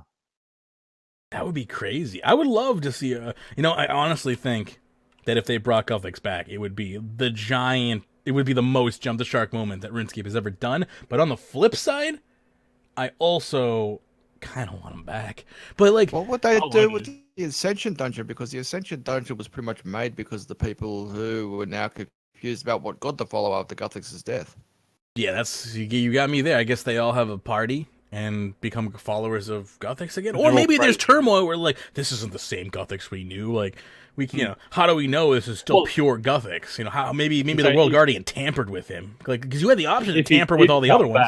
If, of course, yeah. Yeah, if he did come back, he would be totally changed. I mean, he couldn't just from be the 100% all the same way, all the experiences that he's had to go. You learn so much lore. I've read every single lore blog. Do I remember half of it? No, but I read every single lore dialogue from the this new update, and like the trials and lessons that Guthix grew a lot, and he learned a lot from his own mistakes of trying to change things to the point where he was eventually just like, it's better that I just don't intervene. And, he just keeping all gods away. Like that, it was edicts of just like, we need to all just let humanity and the other races just sort their shit out. And, that was, I think, a really interesting decision that he had to make. And you kind of get to learn what leads up to that by doing the memorial. And much more than that as well. So, I mean, if you haven't done it and you're a lore person, do it. It's so good. Sorry if I'm laughing, but Zenel just posted something really funny on the hashtag live in Discord. Cat. Oh, God, yes. All right, hang on. Let me go ahead and just open this here. Well done, Zenel. Oh, this is beautiful. Yes, let me just copy this. That is fantastic. Oh, my God. Yeah, this is amazing. Let me save a copy of this. I think I'm going to make the new intro to my channel. Cat bitters. Oh, God, well done, Zenel. The only thing is the Grand Exchange text or something neat, like where it says Grand Exchange at the top, or on the tab it should say like cat bitters or something. It's the only thing that's missing to denote the fact that this is a rip-off of bank bitters, but everything else is freaking perfect. Hang on, I'm just gonna do this. I love it, Zenel. Well done. I love it so much. I'll be tweeting that out after the show ends. That'll be the image that goes up with the tweet that out on Twitter or something. Yeah, I will. I mean, if I were Zenel, I would post this to Reddit. Just have a look here. Is everyone in game at the moment? Yes. Just look at the hardcore Iron Man who just died. Gonna bonk him. Just lost PvP battle against. Gonna bonk her. What a day to be alive. This is great. I just want this to just be on screen for the rest of the show. We'll tweet that out later with credit, of course. All right. Let's see here. Where the heck was it? Divination sucks. All right. Now we have Vic plus Haiti equals seriously. Lego Meister says, you put Vic in a week before the biggest XP event of the year and then don't let us use that bonus XP on him? What the hell gives? I know you guys did that on purpose, and that is not okay. I petition he should be re-enabled for another week, namely because Vic no longer is accepting bonus XP, wasn't even mentioned in the patch notes. No, but it was mentioned in the article. Exactly. It was mentioned in the 2017 video as well. That's right. Vic is always only in there for a week accepting it, and then another week to be able to claim anything you want. And the whole reason they do this, and they did it last time as well, is they put him in at a time and make sure he's finished before there is great big chunks of free XP coming in. Mm-hmm. But I just love this guy's rant that you didn't tell us about this. Well, if you actually read the post that they put down, Vic will be in on the I went on through the this. 9th, and we'll go on the 16th. I went through this exact same problem. I logged in on like Tuesday, and I was like, I got to trade my bonus XP, and I decided I didn't want some bonus XP. I'd rather have it all in prayer. And then I went, and it was Tuesday, and I was like, he's like, no. I'm like, I got to read the article. So I read the article, the original Vic the Trader article, and it said the 16th, and I was like, all right, my bad. It ended on the 16th. It's my fault. So I don't understand how Lego is so entitled that he thinks this isn't his fault when that was my first. He won't have to wait too long because they brought him back twice last year, January and July. So I wouldn't be surprised if he comes back in July. So I wouldn't be surprised. I wouldn't be surprised if he came back in the late summer, early fall at worst. How many times has this guy ranted anyway, Lego Mister? He always seems to make frequent appearances on the show with dumb posts. So yeah. One final post for the day. I hope you're ready for this. This is by user Blood Clots. They may be suffering from one in the brain, so stand by. This is called OS Buddy Graphics Update. This thread has been locked by a moderator, and it's from the official RuneScape forums, and it reads, okay. Remember on July 1st, 2008, when they added the free HD graphics update to the game? Yeah? Well, if you want to play with those graphics again, it will cost you a $3 fee with OS Buddy Pro. Jagex needs to do something about this. Why should I have to pay $3 for a graphical update that already happened once before? I'm already paying monthly to play the actual game. I don't understand. Someone will say, well, it's your choice to buy it, but that's not the point. I think they should implement the OS Buddy graphical update into the actual game with the option to just turn it on and off. It's kind of funny how they even allow this. I bought OS Buddy Pro just for the graphical update. Let me tell you, it's so awesome. But the $3 fee needs to go, or OS Buddy needs to make it a free user choice. What do you guys think? Wrong forum is what I think. Stop using OS Buddy because it's a third-party program. I mean, even if you use OS Buddy, you have no right to complain about it on the RuneScape official forums. It's not their product. That's exactly. That would be like me going into Staples and complaining about like a Best Buy warranty or something. It's like we can't help you. Wrong store. You know, if I go into GameStop and like I bought this game at Best Buy and I want to return it here, they're gonna be like, no. So, or I go into like security. Yeah, I go into Best Buy complaining about prices at GameStop. They're gonna be like, well, we agree. That sucks. Buy from us because you're complaining in the completely wrong place. It is. Oh my god. Yeah, I don't know why this person is even bothering, but they're apparently this one was only locked because there's actually already a thread about it in the old school forum, not because it's like not even a product that Jagex supports, but purely because apparently this is a repost. I just think it should be closed because it's not even a. I honestly didn't even know this was a thing, and I kind of want to see it now. Let's see if they show any previews on OS Buddy, or whatnot. I didn't know that was a thing. So you can get a graphical update with Pro? Do they show it at all? If anyone can provide me any pictures of this quote-unquote graphical update that comes with Pro, I would love to see it.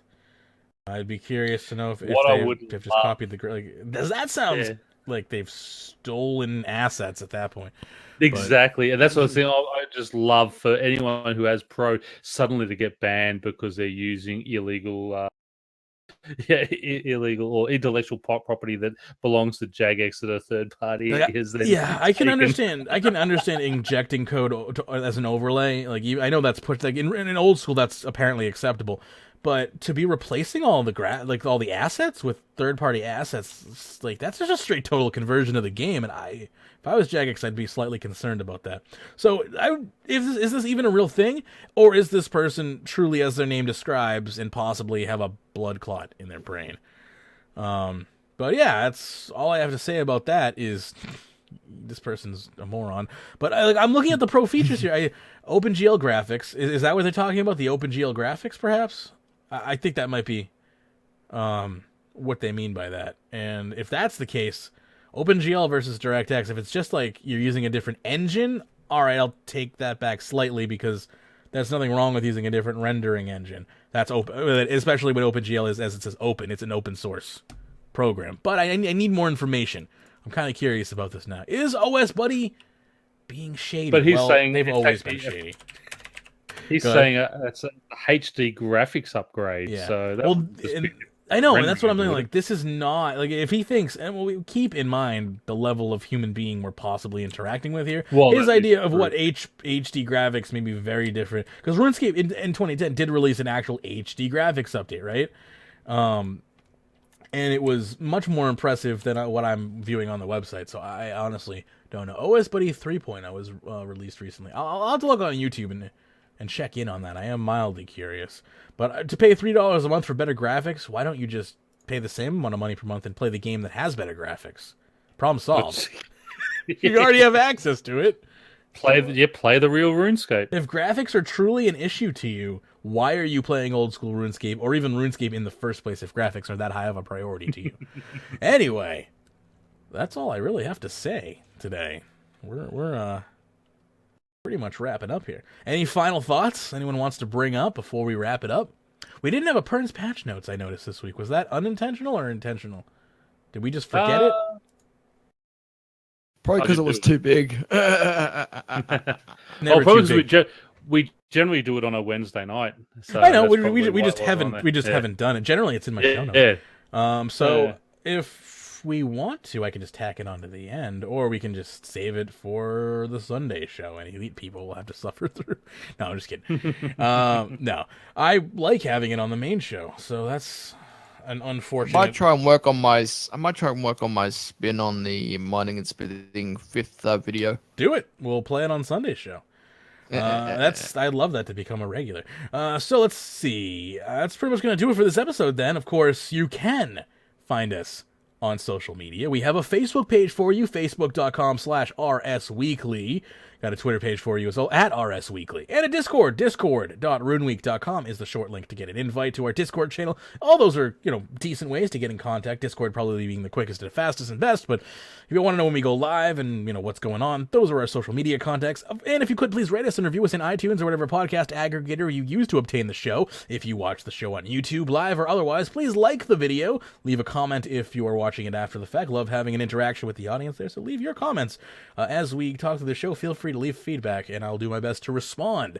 And of course, if you want to join us in-game, we have an option for that as well. We got a clan chat for you, clan chat, kill, skill, and chill. It's kill, skill, the letter N, chill. Kill, skill, and chill. Or clan.runeweek.com to get to our Rune Clan page.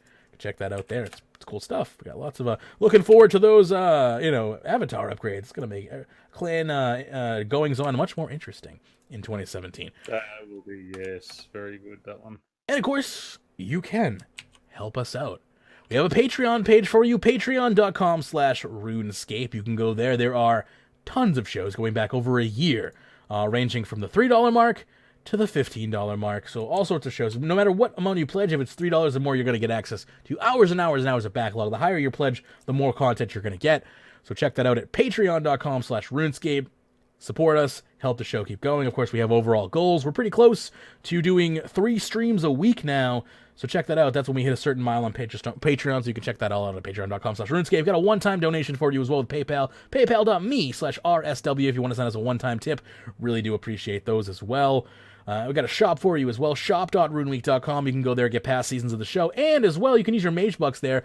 Today's Mage Bucks code again is TMAG. That's going to earn you 1,000 Mage Bucks. Start saving them up. You can buy past seasons of the show. You can even use your Mage Bucks to commission live streams and videos, custom to your liking. You will do whatever you want if you have enough Mage Bucks, so start saving up those Mage Bucks.